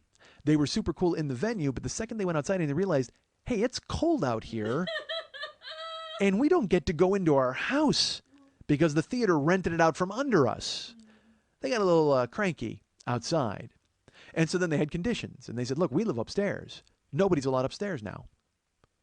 And I said, "Well, I guess that seems fair." And they go, "All right, well, there are people upstairs now. They're dressing and getting changed, and we didn't care because we were all sharing the space, but you need to get them out now." And I said, "Fair enough. Sounds good." So I went upstairs, and there were some performers just sitting on their couches and sitting in their house, basically getting undressed and lounging about. And I said, "Hey, I'm really sorry to do this to you. I work for the festival, and you need to go downstairs." And they were very respectful. And they said, "Great." I said, "Do you need me to help me carry some luggage or get anything out of it?" They go, "No, we're just trying to find a place for our stuff." And I said, "Well, it all needs to come down because this is not part of the venue per se, and so we need to go downstairs." And then I realized I said "per se" to some strippers, which was fucking ridiculous. Which, unless you're saying, "Hey, do you have any tissue in your per se for me?" It's not going to go over. Okay. So then they came downstairs, and then I worked backstage. the whole time. I went to go out and see some acts. That was fun. But I was backstage with a woman named Beulah May, who's a dancer, a romancer. And I'm a Capricorn and she's a Cancer. No, that's funny. Um, so she and I were joking around backstage, and there was some guy. I'm not going to say his name, but again, it's, you know me. All right, I'm back there and I'm just trying to stay sane. So I'm joking constantly about everything. And I'm making Beulah May laugh. And I should tell you, she's really quick and funny too. So she's making me laugh. So we made a good team of joking around and having fun and kind of releasing tension. And at one point, we were being bored to tears by some guy, and he's talking to us, and we're on the couch and we're both smiling. And I get up my phone because I pretended I got a text, but instead I texted, and I just sent a text. And Beulah May's sitting next to me, and I hear her phone go off, and I pay attention, and she picks up her phone, and the text was from me. And it just said, "This guy's awful, right?" And she just starts laughing, like right in the guy's face. And you know what? He's oblivious. Like he did not care. He didn't look. He didn't care that I texted. He didn't care that she read a text and she laughed out loud for no reason. He just continued droning on and on about Jim Jarmusch. And I'm like, oh, good. My favorite thing at one point was I'm there with Beulah, and there's two guys talking. And Lily knows them, and I'm not going to say who they are, but they're having a discussion about vaudeville. And literally, they're, you know, it's the verbal equivalent of a bucket of cold water over a doorway you're waiting to open and have splash all over you. I mean, it's just horrendous. And I'm looking at Beulah, and they're talking about, you know, the old soft shoe and a yatata and Mrs. Calabash and a bunch of fucking garbage. I mean, they're talking about an art form that is dead and should stay dead and throw the last shovelful of fucking dirt on it. If it rises from the grave, I'm going to spray it in the face with a seltzer bottle full of acid and hope to burn the fucking rest of it off the earth. That's mean. Just a bunch of people pulling flowers out of their sleeves and handing them to nobody. I mean, awful stuff. And they're having this conversation, and they're right behind me, and it won't stop. It just finally turns into like an air raid siren of, I mean, it's so bad. And Beulah May can hear it, and she's looking at me, and I'm just making a face, and she starts laughing, and I go, you know what? This is boring, right? I mean, you hear this, right? And she's just like, yes. And I go, that is boring. That's like, you know what that is? That's fucking Olympic level boring. Like, I want to go and put medals around their necks. I do. I want to interrupt them and just shake their hands and kiss their cheeks like the French president and just put fucking medals for boring around their necks. You know what? You just won the gold medal in fucking boring. You two are the Kenyans in the boring marathon.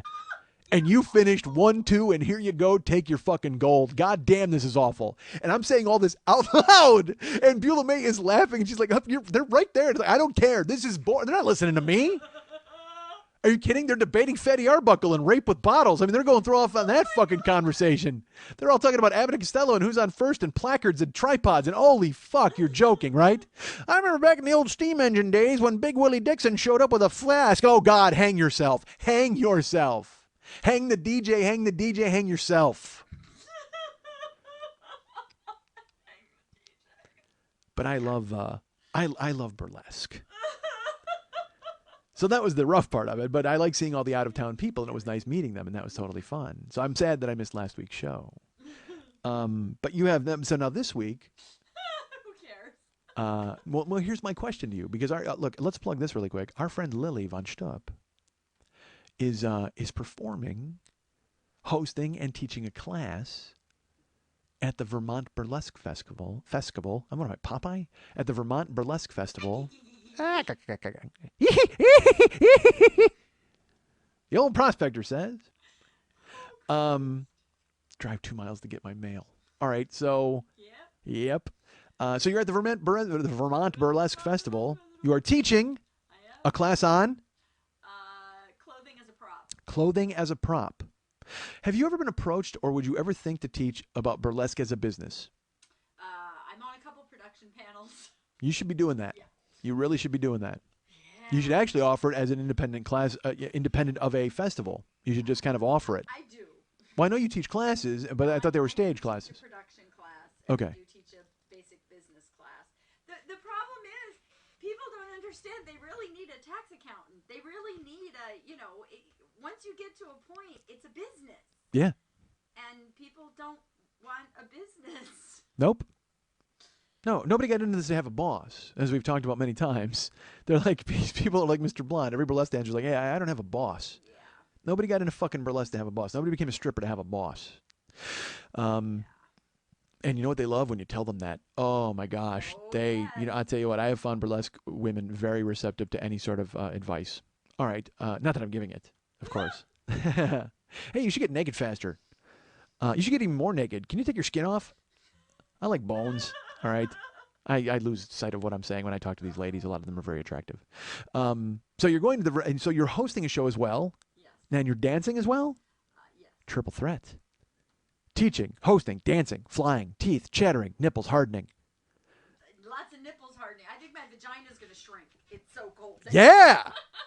All right. Business is about to pick up. Like a cock does. Oh my God, you get shrinkage, vagina shrinkage? I hope so. Wow. Not really. My vagina's very shallow and tight. Okay, well, folks, keep that and take it with you. Well, good for you, and you're flying tomorrow, and it's a long. It is all of that is good for you. But tickets are available where for these people if they want to come see you? VermontBurlesqueFestival.com. VermontBurlesqueFestival.com. Tickets are available to go see Lily, and for your classes as well. Your class. Yes. Cool. So buy tickets to see Lily and meet Lily. And if anybody's out there that listens to the show and wants to rescue Lily from the cold or buy her a sandwich or hang out with her and stuff, because she's going to be all alone. And I don't know how many people out there she's going to know. So if anyone out there has a lifeline or a touchstone, because we have some people out there. I know Jane and those people are all, I know we have a lot of people out there. I am actually going to be meeting with a listener. No way. Yeah. Oh, all right. Well, make sure you take a photo and text it to me so we know who it is in case something happens. Well, I mean, because I know people want to, like when I meet people, I can kind of handle myself a little bit, but you're going to be cold and shivery and alone. And I mean, I don't want you to go missing. That would be fucking terrible. I don't think I'm going to go missing. Well, I hope not. Okay. I got to do a show next week. Yeah, there you go. I haven't learned Audacity yet. You can't disappear. Whoever you are, mysterious listener, Lily does not go in your basement just yet. Well, I don't know if I should out who the listener is or not, so I'll talk about it afterwards. Okay, well, I can tell you this. I know it is the listener who has a stone well in their basement. It is probably that person. And has a poodle named Precious. I'm not very good at putting lotion in the basket. Well, you're going to have to put the lotion on your skin or else you're going to get the hose again. Disappointing. You don't want the hose again. Oh, wait. Is she a great big burlesque person? You know what's going on with old Mrs. Lippman? Police around here don't seem to have the first clue. All right. Well, stay out of that guy's basement or that lady's basement or whoever's coming to pick you up. But please, seriously, text me a name and a picture. Because I trust everybody except this person who I don't know. Because I can't have my Lily going out there unsupervised. It's very, I can't have it. I don't want it. It's rough. If you got your Eddie with you, that's fine. He's a fucking burly bodyguard. But if solo, that's a little hinky about it. Wait, is that who's picking you up, Hinky? Hinky? Yeah. Hinky's picking me up. Old Burlingame Hinky? Burlington. Burlington's the city in Vermont, right? Burlington Hinky? All right. I'm actually going to be in Burlington. Are you really? I'm going to be. I said Burlingame, but And I made a joke and I said I'm going to a city named after a coat factory. Nice. But I think that's actually Burlington, New Jersey, isn't it? I don't not know. Burlington, Vermont. No, there's Burlington, Vermont. Yeah, but is Burlington, Vermont where the coat factory is, or is Burlington, New Jersey where the coat factory is? Aren't we all Burlington Coat Factory? I don't know. We don't need to put a pin in a map. If you're a Burlington, I enjoy your coats, wherever you are in this great land of ours. You can be in Burlington, Kuala Lumpur. I don't think so. Thank you for the mohair. Actually, they got me a mohair suit. I read it in a magazine. All right. Hey, kids. Well, let's shake it loose together. Literally, Bernie Taupin stopped listening an hour ago, and just his ears just perked up. And wait a minute, that sounds like that sounds like one of mine. Because Lily will wear her electric boots and her mohair suit. All right, so folks, go to VermontBurlesqueFestival.com for tickets to see Lily this weekend. Next week's Monday Night Tease is. That was my question. You'll be gone to Vermont. Will you be back for the tease? Yes. All right, so next week's show is going to be. Hopefully. Oh yeah, let's hope so. Exactly with the weather. I'm flying through JFK. Who knows what the fuck? Oh my Christ! Yeah, I don't know. Yes. Monday Night Tease host is Sean McMaster. I like Sean. Yeah, amazing magician. musician, awesome guy. Baby Lestrange is in town from Portland, and I have Sin City Pearl and Bananas Foster. He's right up your alley. That's a dude? That's a dude. Bananas Foster and Sin City Pearl out of Las Vegas. Those are both dudes. No. Okay. Sin City Pearl is a girl. She's a lady. Bananas Foster is a guy. That's a great name. Yes. That's a super name. Very funny. He's doing an act. I saw the video and just laughed hysterically. I'm like, Cool. I can't wait. That was my ex-wife's favorite dessert. Bananas Foster? Bananas Foster. She actually made it at the house. She could go to Las Vegas and enjoy it anytime she wants. Or she could come this Monday. I will hide in the back of the room and wait and see if she arrives. And if she does, I will slip out quietly. And I will find a video of Bananas Foster to enjoy. So there you go. And tickets for the Monday Night Teas are always available at brownpapertickets.com. That's brownpapertickets.com for all of your Monday Night Teas needs. And go to facebook.com/Monday Night Teas to become a member of the page and find out who's coming and where they've been and what they're going to be doing and all of the news and all of the information you would need to know about the hottest, the sexiest, the most amazing burlesque show in the history of Southern California, nay, all of California. I mentioned artbydmh.com. That's our friend David Hernandez. Go ahead and check it out and get commissions and check all of that. You can hire him to do anything. The man's a wizard. He's a machine. And I'll tell you this. David came up with a great idea. And he approached me about it. And I said, no. And then he did it. So good for him. That's partially a lie. I don't know if you've been on Facebook or you've been anywhere. They have these on the internet. They have all these personality tests where people can test the, they can take the Star Wars test. Which Star Wars character are you? And people, which Harry Potter character are you? Which city should you live in? What kind of drink are you? And so David was like, he made a joke about a 40-year-old boy personality test. And he made up, the results David got when he took it. And then he made up the results that I got when I took it. And then he's like, hey, we could probably do that. Like, why don't we make a 40-year-old boy personality test? And I said, dude, I am all for it. And he said, well, we should write it. We should get it up. And we should bang it out really quick. And we can go ahead and put it up right now. And I said, hey, that's good. I'm actually kind of busy the next 3 days because I have to bring people ribs and then I'm going out of town. And David and I have, our work ethics are different in that he has one. So I was unavailable. So David created the 40-year-old boy personality quiz. And he sent it to me. And it's just this thing. I don't know if I can relate the feeling to you guys of just consistently getting brilliance emailed to you and you're reading and it was done in the service of something that you bring to light. Like, because David, there's pay but he does what he does for the love of it and because he loves the show and he wants to help it and he wants to make it better. And then he's so good at it. He's so good at because there are people who are eager and they try to help and then it's like, oh, look at you, you're trying. You got paint on your shirt. You know what I mean? Like there's those people. Oh, did you like that yogurt? I'm sorry you hit your spoon in your mouth and you broke your tooth. Oh, you know what I mean? It's like that. There's those people who are trying, but they're just a little off. Well, David is not off. I'm the fucking goof in this equation. All I can do is talk. Lily comes in, she produces, she does amazing work for me and makes me better than I am. And then David always makes everything I do that much better with his contribution. So he created this quiz, and I said to him, I go, dude, I want to write some of it. So I got back to town last night. And I was able to go ahead and create some. So I am so thrilled with what we have, and I hope you have fun. I will tell you this. I should have thought of a better delivery system, but the turnaround time on this was super quick, and we're just so excited because I'm stupid like Christmas morning. Like I just want to open my present. Like if I took a week, I could probably research this and do this the way it's supposed to be. But I just want to get it out there. Oh, do it, go. So if you go to my Facebook page at facebook.com/the40year-old-boy, if you go to the Westside 86 Jokers page at facebook.com/Westside 86 Jokers, I believe, or you can put in Mike Schmidt Fan Club, and I think it'll direct you to there. You can take the 40-year-old boy personality quiz, and it will tell you who you are. And there will be questions. I believe that there's here's the way it'll work, all right, because I don't have an actual app that's going to blink and move and change screens. So we're going to have the quiz on in one format. And you take the quiz, and then you put your score in the comments section underneath the picture of the quiz. So on the Joker's page and on my page, take the quiz, put your score, and then we will you will have it will generate who you are in the 40-year-old boy universe. So go ahead and do that. We would appreciate it very much. I can tell you, David worked very, very hard on it, and then I came in at the last second and took credit for everything. So. So make sure you go ahead and take the quiz. It is at facebook.com/the 40-year-old boy, and it is also at facebook.com/westside86jokers, and that's the number 86 in the middle of words.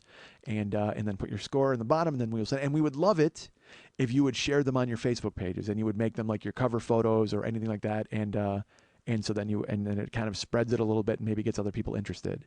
Because I don't have any illusions of going viral or reaching out past my market. I would love to, and I think it would have been a good idea that could have done something like that. But at the same time, I'm far too impatient for that. And how can I figure out an algorithm? I can't do that. All I do is make jokes. So I've done that. I've made some jokes. And Mex made a ton of jokes, and we hope you like them. So go ahead and take the personality quiz at facebook.com/the 40-year-old boy, and also at facebook.com/westside86jokers. If you go to MikeSchmidtComedy.com, you know what? I should put that in the blog too, on the page there, on the What's Happening page, the Hey What's Happening page. I'll do that at MikeSchmidtComedy.com. Yeah. So you can find it in all these different places. So go to MikeSchmidtComedy.com and check the Hey What's Happening page. Something will actually be happening for once. And if you go to the Joe Business page, we've got all sorts of things available for you to purchase and enjoy and like.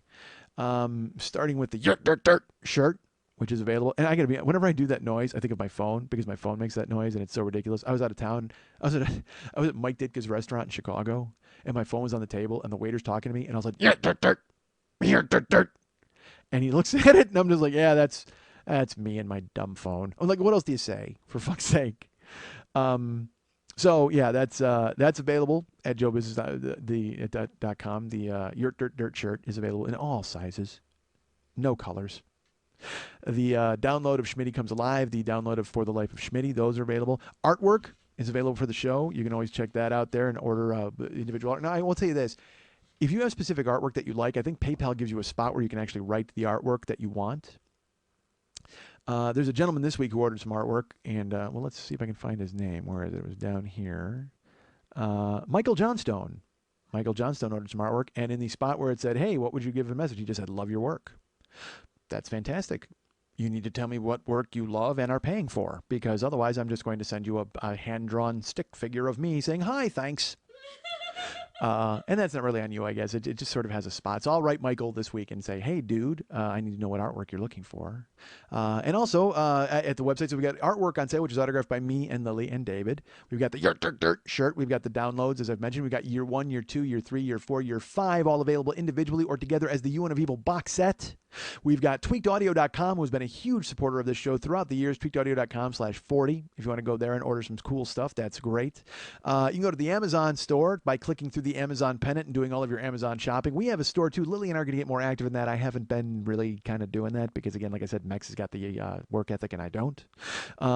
But pretty soon Lily's going to have her own page and I'll have my own page. You can go through and look at all the stuff that we recommend, and it'll be fun and exciting. And while you're there, you can actually shop for your normal Amazon stuff, and we get credit for it, which is pretty cool. So go to the Joe Business page and click through the Amazon pennant and wind up in Amazon land and shop using our link, which is fun. And also, say it again. Amazon Land. That's where it is, Amazon land. And then The Big Angry, which was my debut CD that has been released, is available. You can get autographed copies, personalized autographed copies via my website, like our friend Scott Tenson just did. And I'll be sending that to him in the next couple days. But thank you, Scott, so much for making that purchase. I think it was just today, as a matter of fact. So Scott and Michael, thank you so much for your purchases. Everybody else, please pay attention to what they did and go and buy some cool stuff. And please know that you're always filling the 40-year-old boy coffers, and it gets churned right back into the show. And eventually, I'll be coming out on the road and seeing you guys live, which will be totally fun. And I'm going to mention this, too. I guess this is a good place for it. I'm going to call this a sponsor, but it's not really. Uber, which is the service that will come and pick you up and drive you around town. I've been using them lately, and some good, some bad. I'll get to that another time. But fuck it. I'll just tell this story real quick.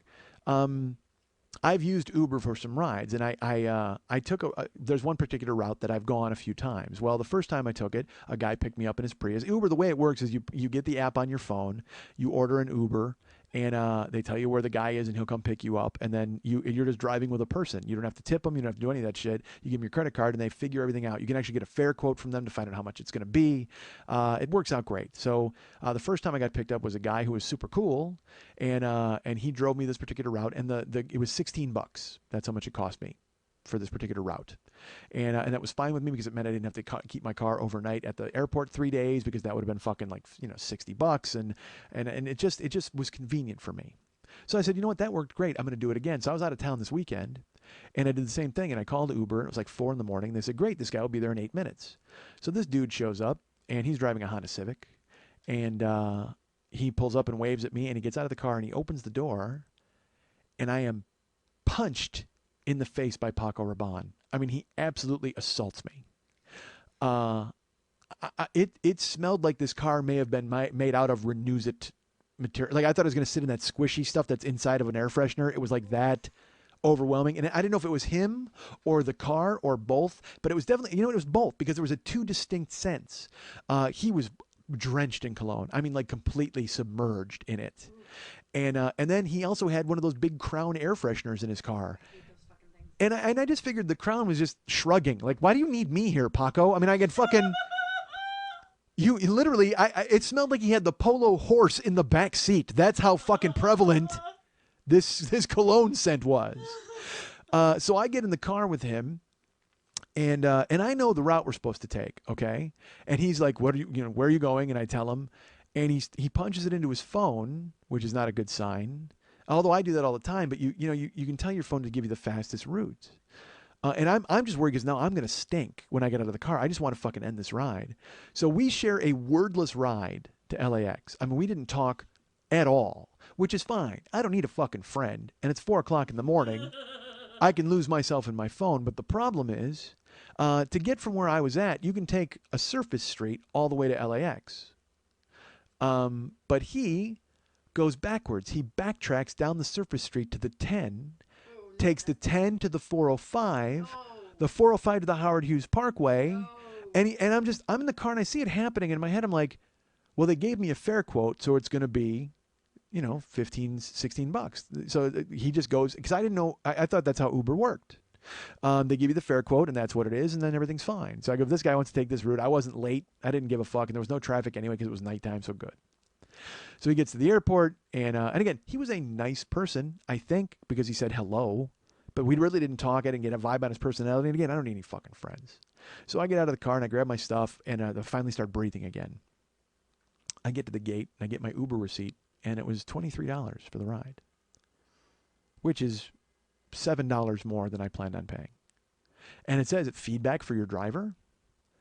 And normally I'm like, well, but after that Lyft debacle where I got charged $73, I was like, well, fuck this. These people need to know that they have a service, and they need to know what's going on. So I hate to say that I did it, but I had to fucking do it. I gave the guy 1 star, because you got 1 to 5 stars. And I gave him 1 star, and then it's got a paragraph where you can write stuff. And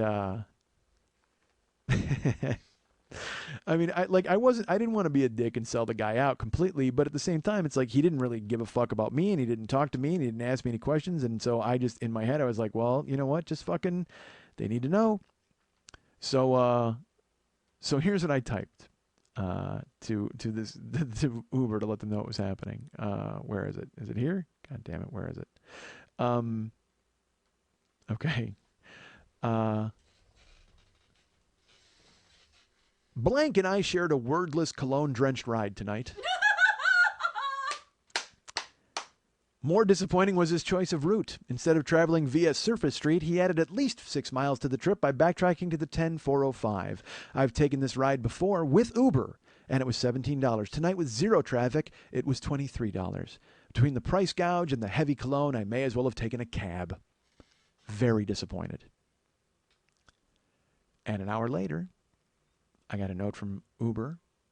Thanks for the feedback. Sorry about this. We're looking to provide 5-star service. Your comments are key to helping us achieve that goal. I've made a note on this on your driver's profile. We will make appropriate action if we get more feedback. As for the route, I checked it out, and according to my calculations, it should only cost $15.74. So I've adjusted the fare accordingly and credited your credit card.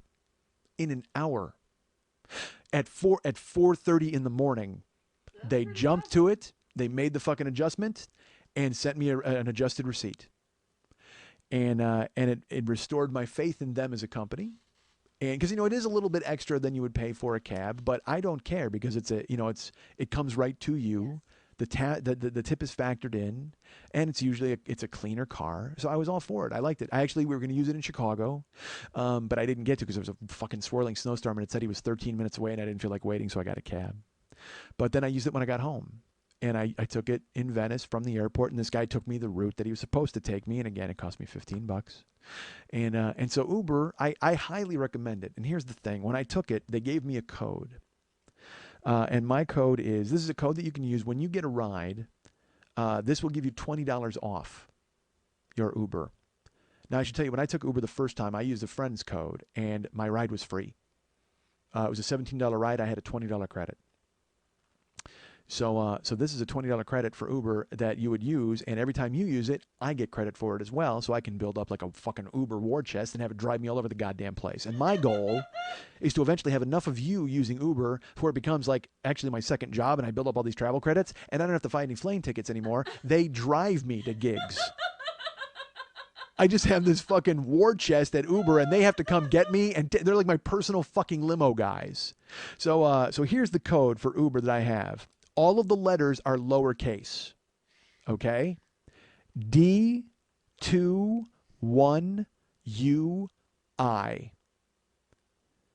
Lowercase d, 21, lowercase u, lowercase I. That is my code for Uber. If you use it, you will get $20 off, and I will get a credit that I can use in the future, maybe even to come to your town. Ooh. Now, I will tell you this. I'm pretty sure that is a national code, because it said I would get unlimited credits for it. So I think you can use it in any state in the Union or any state in the Confederacy. You can use it in the Philippines. You can use it in Malaysia. Wherever you want to use it. If there's an Uber, use that code, and I will get credit, and you will get $20 off, and we will all be thrilled. And then eventually, like I said, Uber will be fucking working for me. And the first thing I say is, guess what? Number one rule, no fucking cologne. Out the door. Number 2, no Crown air freshener. Number 3, all drivers must wear crowns. Because it's not the royalty factor that I have a problem with. It's just the smell emanating from that crown. I like a driver in a crown. That works for me. Crown, crown, crown, crown, crown, crown, crown. Anybody remember that? I bet they don't. Alan. All right. So that's Uber. So go ahead and use that. It's D21UI, and all 3 of those letters are lowercase. Here's a plug for you that I can make. I might use Uber for this. Next Wednesday, folks. January 29th, our friends over at Comedy Film Nerds, Graham Elwood and Chris Mancini, lovely people. I enjoy them. I enjoy their work. I enjoy their company. I enjoy their friendship. I enjoy their homes. I've been in each of their homes. In Graham's home, I've had some sort of vegan dip that I would probably never have again, but I did like it. And in Chris's home, I saw his daughter and wanted to kidnap her and keep her for my own, because she is incredibly beautiful. And his son is also great. I always feel bad. It's not like they're listening, but I feel bad when I talk about his daughter. Like Chris's son is just off in the corner sulking with his head in his hands. But they are doing a live show in San Diego at the, I think it's at the American Comedy Company, the American Comedy Club, I think it's called. So they're doing a live Comedy Film Nerds podcast, and I got the go-ahead. They asked me to see if I wanted to be involved as their live guest. And it is going out over the airwaves via Laughster. So it is going to be televised as well. You can find it streaming on the web. It'll be on Laughster. All of the information is over there at grahamelwood.com. It is on his calendar. There's a ticket link. And you can also find out where it's going to be broadcasted. I think it's laughster.com is going to be broadcasting it. So go to laughster.com, go to grahamelwood.com for all the information regarding the Comedy Film Nerds live show next Wednesday, January 29th in San Diego at the American Comedy Company, I believe it is. And I will be the guest. And I will be there doing a live show and talking and having fun in a club with live people. I hope you're there, and I hope you can attend. But if not, I hope you'll watch it on the internet and benefit my friends Chris and Graham, because it's going to be great. And I think I'm riding to San Diego with them. I'm not sure. What are you saying? You're mouthing something to me. Live people? Oh. There will be live people. Listen, I'm usually kind of not on board with that, but this time I think it's going to be okay because I'll have a Graham and Chris buffer. Nobody wants to see just me. But if Graham and Chris are there, it's going to be fine. So go to grahamelwood.com and check the calendar for a ticket link to that show. And also, I'll be Twittering it. I'll be Facebooking it and things like that. So look at America's Yearbook for any information. But that'll be next Wednesday, October 29th. Come and see me live with the Comedy Film Nerds crew as we do a live episode that'll be streamed on Laughster.com, which I think is LAFFSTER.com, because entrepreneurs can't spell. By the way, their entire service is invitation only. I think I just rescinded my invitation. That's my guess. So if you take anything from the show, folks, be independent, be yourself, be who you are, be Richard Sherman, be more Richard Sherman. We need more Richard Shermans in the world. Guy went to Stanford. He's the best in the business. He's playing in the NFL. He's doing what he wants. What are you making a face for? You don't agree? I started seeing all these comments about Richard Sherman. Uh-huh. I thought it was Richard Sherman that wrote all of the music for Mary Poppins and Disney that I know up at the castle. And I'm like, what the fuck did he say? It was hysterical. I know this dude. What happened? Why do people say he's a douche? How do they even know him? Because I had no idea. That's awesome. Well, all right. We need more Richard Shermans like that as well. Be like that. Really funny. Write Mary Poppins and music, and just be yourself. Don't fucking let it. And have your kids. If your kids want to be somebody, have them be Richard Sherman. Have them be confident. Have them be the best at what they do. That's all you got to do. That's what I'm going to do with my kids. You don't think when I bring home Bomb Pop and Chinese Rick, I'm not going to sit them down and have them watch a fucking videotape of Richard Sherman? Probably not, because I don't know where I'm going to get a VCR. But still, I'm going to do something. Maybe they have one in China left over from when they built. But when Bomb Pop and Chinese Rick come over here, I'm going to go, dudes, this is what you want to be, man. You want to be safeties in the NFL. You want to be guys who are fucking badass cornerbacks. And I'll tell you what, they will be the two most badass Chinese cornerbacks in the history. In the history. Fuck you, Brandon Chung of the New England Patriots. I'm changing the game with Bomb Pop and Chinese Rick studying at the feet of Richard Sherman and learning what it means to be Stanford educated and just fucking proud to be a man. Walk around and crow and do your job. Do your job well. And make sure you let everybody know that you just did your fucking job well. Because that's what you do, goddammit. And that's what Bomb Pop and Chinese Rick are going to do. They're going to fucking watch those videos. Well, not video. Again, I don't know how I'm going to get a VCR.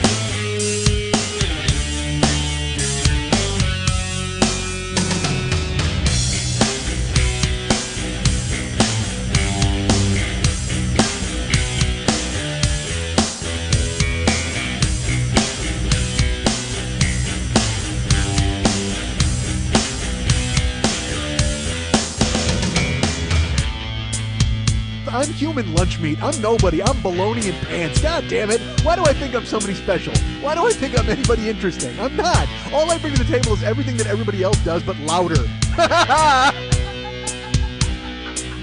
Don't hit snooze on me, motherfucker. I am a hilarious noise machine. I'm going to tell you this. You need to sit down and reevaluate your life if you can pull 2 midget Indian wrestlers out of your skull at any time. You know what? I don't even need you people here. Seriously, I do this. I love me. I don't give a fuck what you think, how you think. God damn it, I'm the greatest.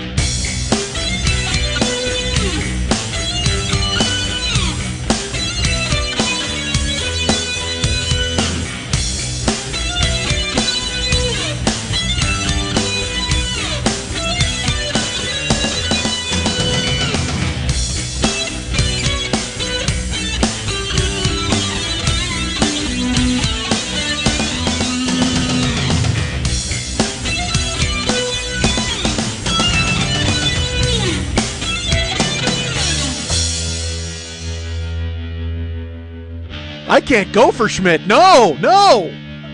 No can do. No can do. No can do. No can do. No can do. No can do. No can do.